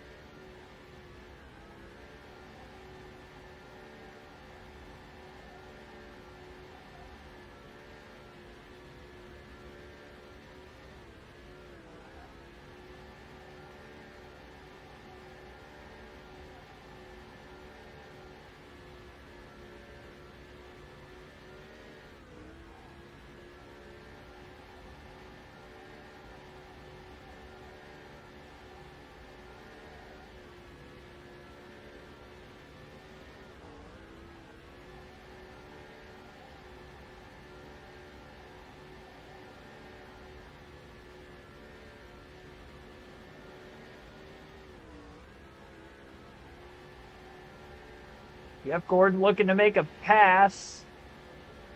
I started floating up the track getting into turn 1 that time. I didn't think I was going to be able to pivot the car to get it to the bottom in time before Gordon got there. Waited just a little bit too long. At least he got his 5 bonus points already. He's definitely too late in the race to lead the most laps with how many I've led and Tony Stewart.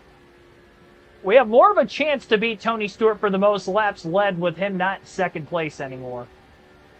It's going to be very close between us for that 10 bonus point day. Because he led almost the entirety of that second run. Actually, he did lead the entirety of the second run. And then a little bit into this third run before we took the lead on the restart. And I probably led a little bit more than him on the first run of the race, but he still led a decent amount of laps. I qualified on the pole, but he took the lead right off the rip, and it took us almost 30 laps to get to the lead. Traded it back and forth a couple of times.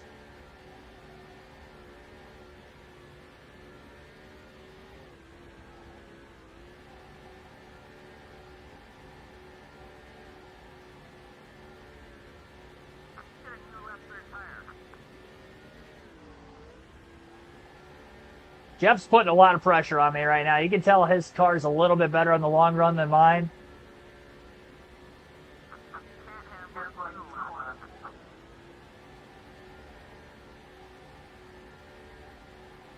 Hanging on. Got at least 10 more laps until we pit. Tried to drive it in a little bit deeper that time to see if I can get the car to maybe set more in the center of the corner. I didn't lose the lead, so I don't want to do anything too drastic from what I'm doing right now, because then if I lose the lead, he might drive away from me a little bit before we end up pitting. Again, the window's open, but I don't want to risk pitting and then everybody else staying out long enough that we catch a caution, we get trapped a lap down. I was right about Jeff Green being out of the race. I'm shocked that we're 245 laps in. There's only one car out of the race. One caution. That part of it I'm not surprised about, but surprised we haven't seen more engine failures.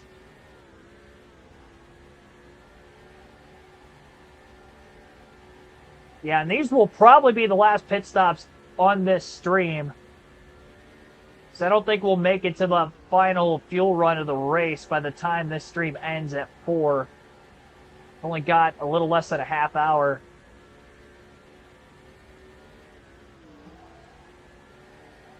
Slide getting into 3. I think Stewart's still hanging on to 3rd.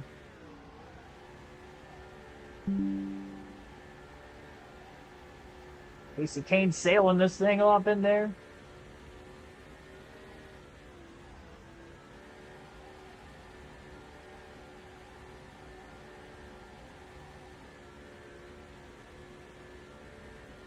You know, the lap times haven't really fallen off that much. 0.4 of a second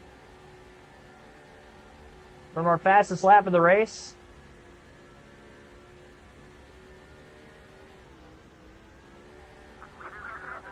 Oh, Jeff Gordon going to pit early. So Gordon's short pits. He'll probably end up with the lead when everything cycles through.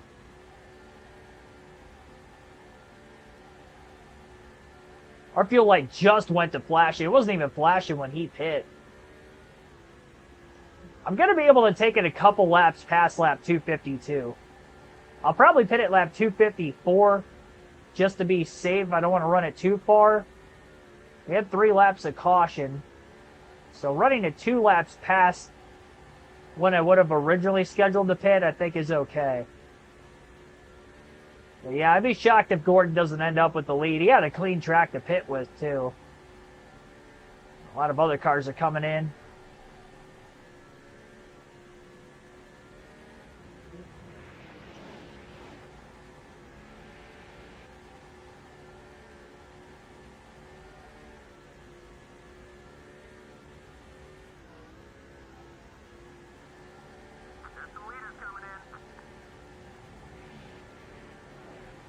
ensures I'm going to lead at least a few more laps as well. Fresh tires for Sterling Marlin. Oh, they might be wrecking behind us too. There's a couple guys that made contact. Got a speed glitch going on. Somebody just hit the wall right behind us going into turns 3 and 4. We got to run this out. We might catch a caution here. We got a lap on the field. Oh, this would be a great timely caution if we got it. I'll go one more lap.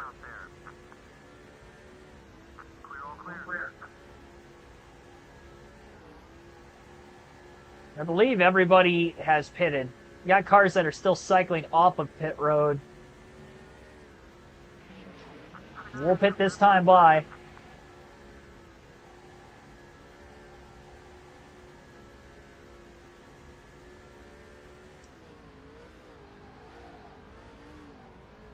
Coming in.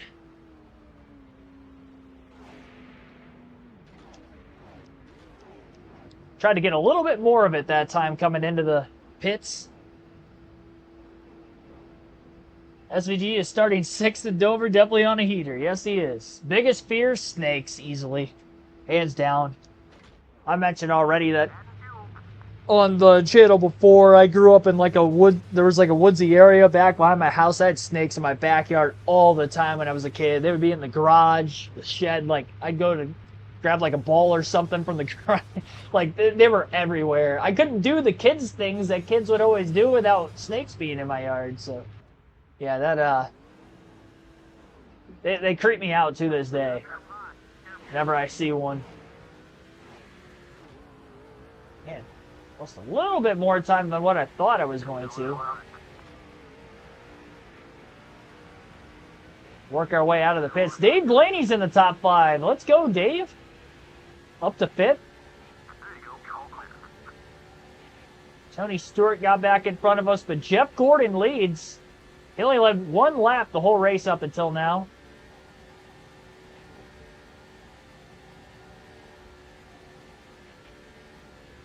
Spiders are fine. I'm fine with like anything else, you know, insect-wise or creepy crawly-wise. Just snakes are a no-go for me.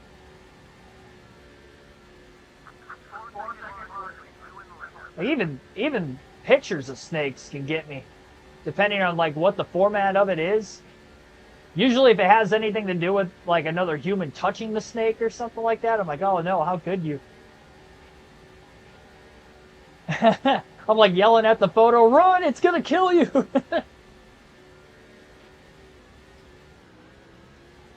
There's your boy's out on the dating market. Long story short, the online dating I've done in the past, there'll be like profile pictures I've come up on where like the girl's holding a snake, like she has a pet snake. Instant pass. That creeps me out every time I see one of those. Oh my gosh.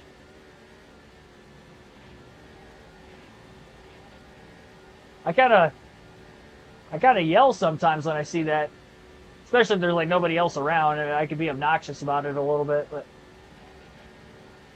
I'm like, no way. Makes my skin crawl when I see stuff like that. I'm like, don't come anywhere near me.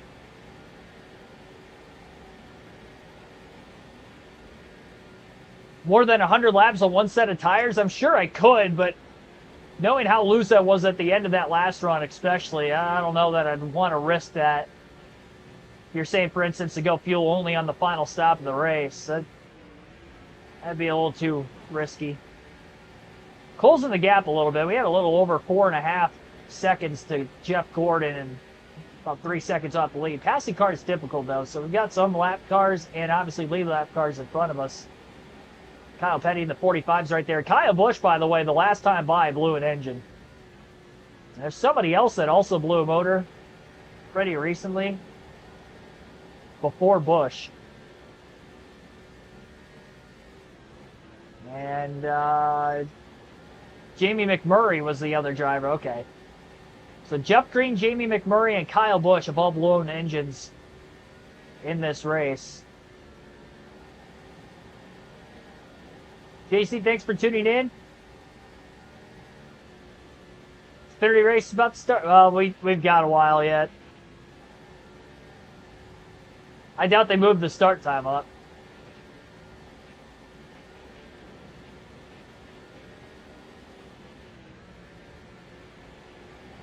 We'll get the Xfinity race started on time. Again, this stream is going to end at 4 p.m. Eastern, so about 20 minutes from now.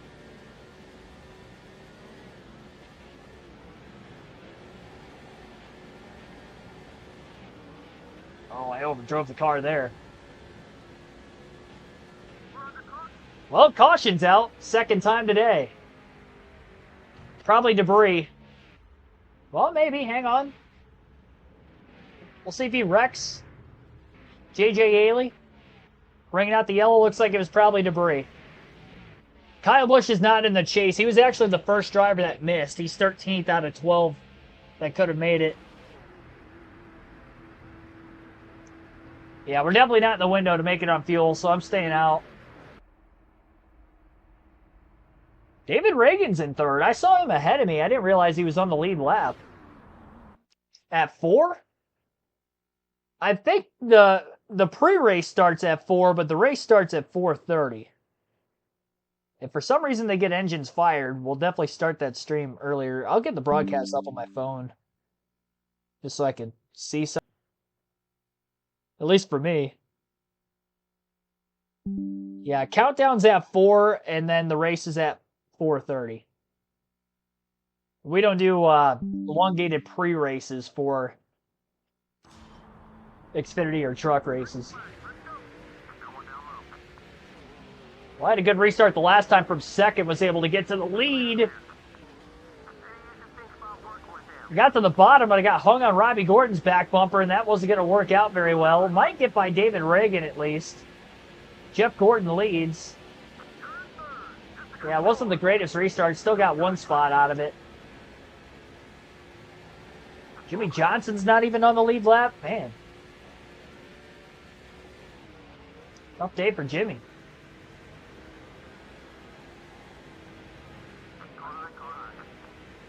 I almost wrecked him. Maybe a little too aggressive trying to pass JJ. All right. Got by the lappers. Tony Stewart might be able to get underneath Jeff Gordon.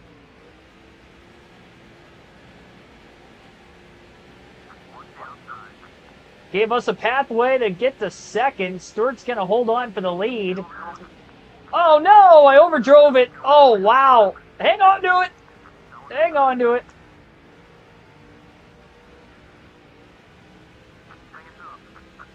I tried a slider and it didn't work.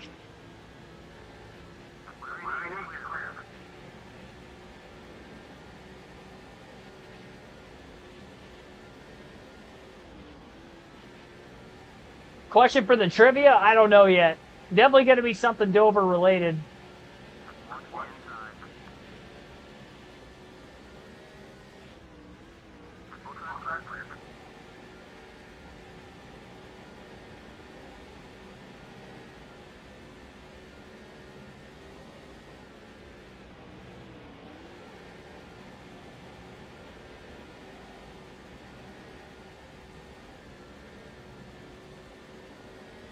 And I had my path to get to second. Threw it away pretty quickly.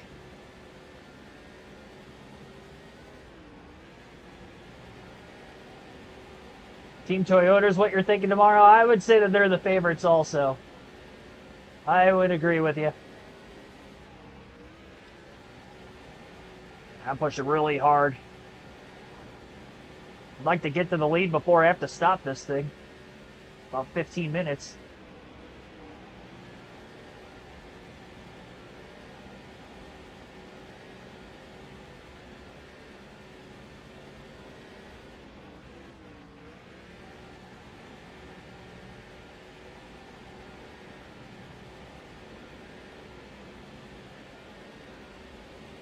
Right there.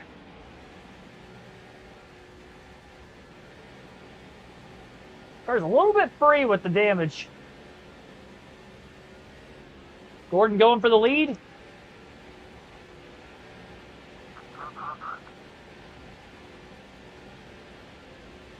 All right, don't overdrive it this time. Up to second. One spot to go.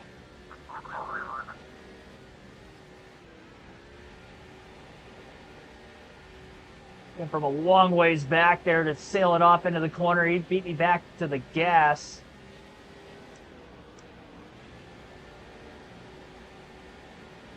I'm driving the wheels off this thing right now.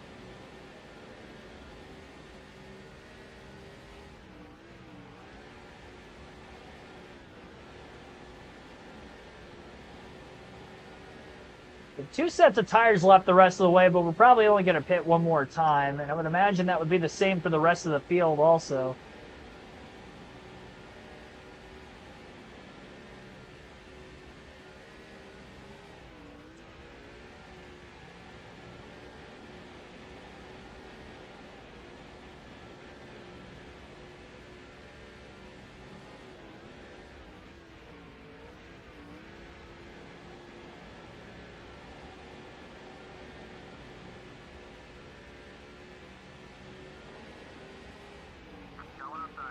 There we go. Little bit of contact. Rubin's racing.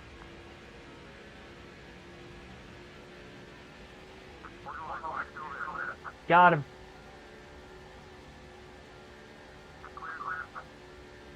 All right. Well, back in the lead again. 119 to go.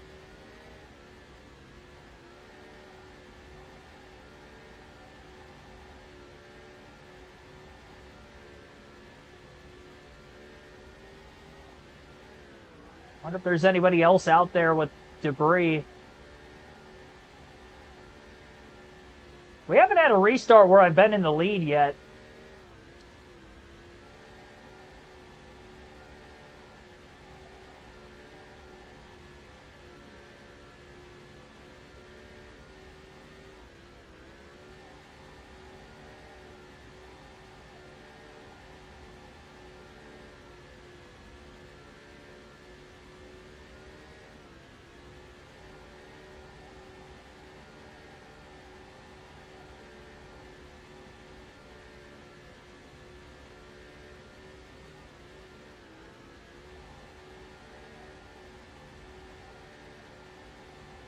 Returning later after the race. That's the plan. The Xfinity race starts on time. Then we're going to finish this race after the Xfinity race later, and that will be on that stream for the live commentary stream. So feel free to stick around after the Xfinity race is all wrapped up. And that will be at 4 p.m. Eastern. We'll end up stopping the race that you're seeing on screen. That way that I can get some more fluids in me and fill up on food here before we get the next stream out of the way. In the event that the race is delayed at the start for weather still, then we'll finish the race before the Xfinity race starts, but on that stream.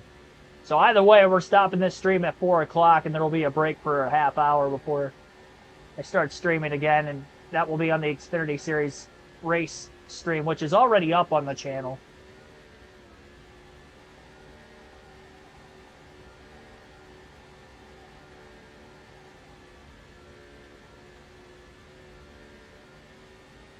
Concrete dries the track quickly. I don't really know how the absorption rate goes with wet. I would imagine it would dry less quickly on concrete. And the only reason I say that is because I feel like when the sun's out, the track temps would be a lot cold or a lot hotter on asphalt, which would evaporate a little bit quicker. That's my theory, at least. I'm no scientist by any means. But that would be my theory on that. As far as drying the track itself off quicker, with it only being 1 mile in length, it's not going to take that long to dry it off once the track does get completely dry. The only other thing you got to factor in, it is a relatively older surface at Dover. So I don't know if there might be any weepers. So just crack the wall off turn 2. Tony Stewart's back to trying to keep up with us again. That last caution gave him a little bit of life.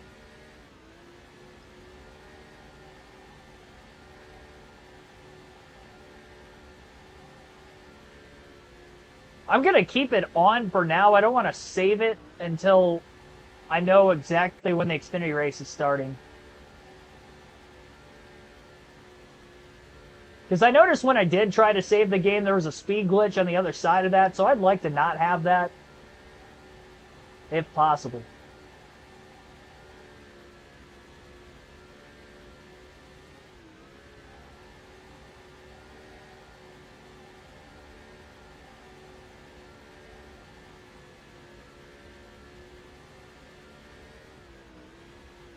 About 10 more minutes.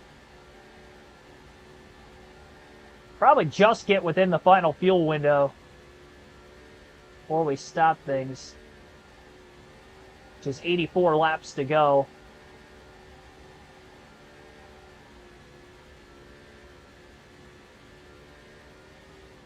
The only other strategy we could do is if we catch a caution now, knowing we're out of the fuel window, we pit and then go fuel only during the green flag stop. And I don't know that I can make enough time back up to get close to where I was running to actually net gain interval-wise on whoever would be the leader on the restart, which obviously would be Jeff Gordon as of right now. So I don't think I would try that. I think our best chance to win is hanging on to this lead, and as soon as we get to about 84 to go, if a caution came out, then I'll pit. We're getting close. We have 105 laps left this time by, so our fuel window is going to open in about 20 laps. Oldest surface, 30 years, yep. But it's amazing how much the concrete itself holds up because there's still not a lot of tire wear at Dover, especially at these next-gen cars.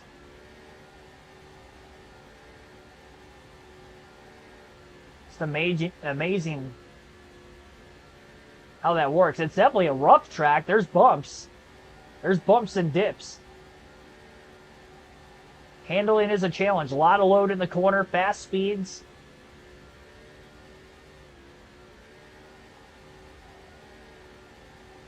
A lot of the drivers say this is the most demanding track on the schedule.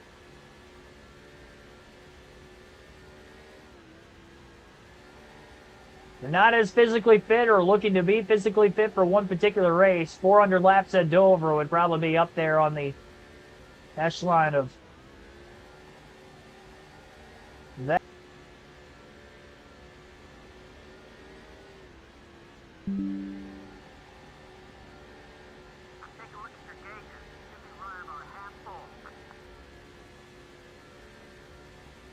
Yeah, let's hit halfway out of gas.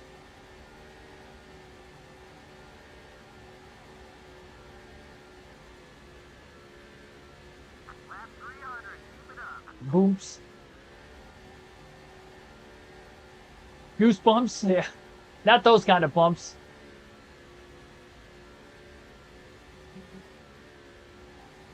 That's what the snakes give me.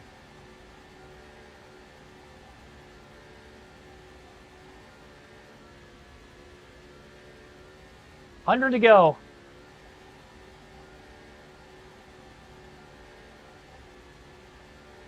The Monster Mile.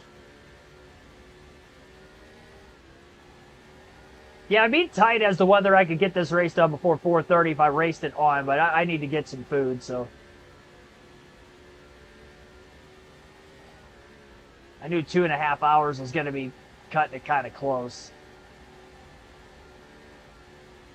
Had it been a Busch or a truck race, 200 laps, easily would have finished that. 400 laps, though, I don't know about that. Definitely looking like a 3+ hour race. It didn't help I had to practice and qualify on stream, too, because I wasn't planning on originally running this. I wanted to make sure I had some laps. Even though I didn't really have to touch the setup, I pretty much had what I had in the car from when we last raced at Dover. It was capable of race-winning pace, as we're seeing here in this one.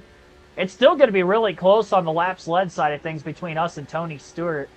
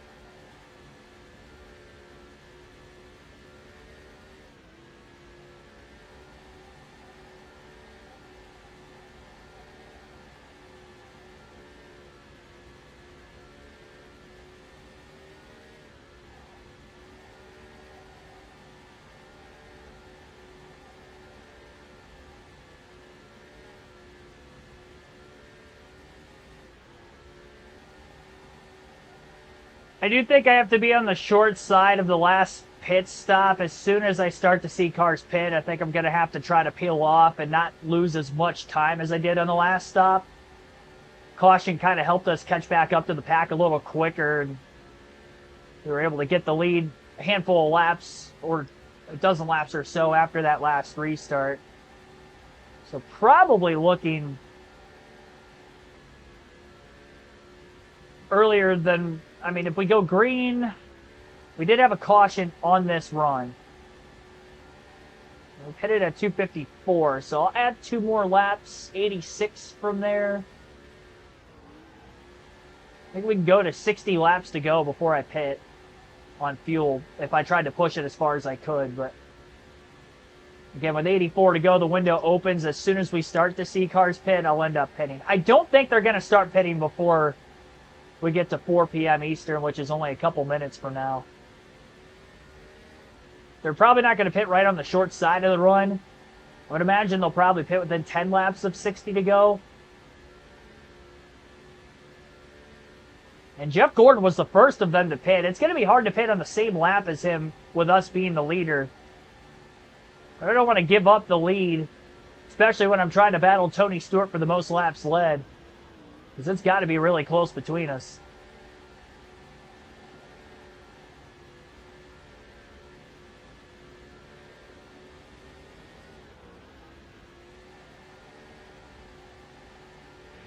Up a lot of bottom into 3 and 4. Barely able to hold on to the lead. That was close. He definitely got underneath me. Backed him up and up with a block trying to hold the inside. Tony Stewart stuck to the outside of Gordon, but wasn't able to make a pass for second.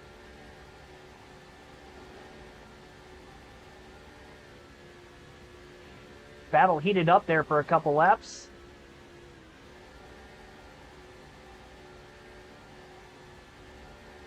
When I go back to this after unpausing it, no matter how long the wait's going to be, I'm probably going to be a little rusty for a few laps. Hopefully I can hold on to the lead still. Getting to the back half of this run, the tires are definitely going to fade on me a little bit more. Like you saw in the last run, especially now that we have a little bit more damage than what I did on the last run too. So I can tell the car got a bit more free after the fact.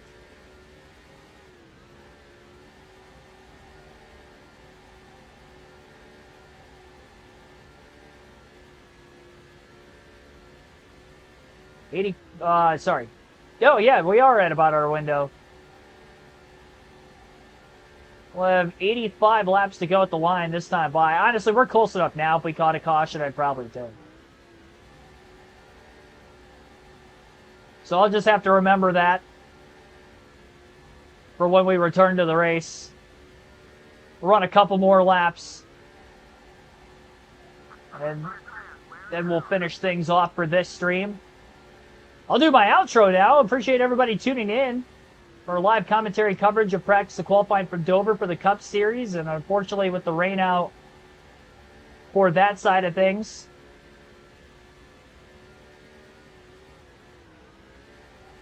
we had to do this for the meantime, but able to kill off any time, any way I could.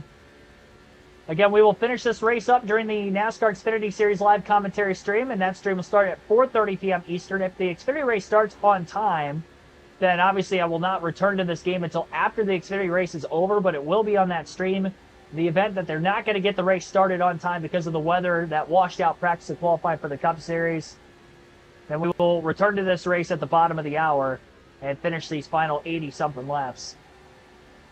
On 82 to go, I get to the back straightaway. I'm going to pause it. And that will be all she wrote for this stream.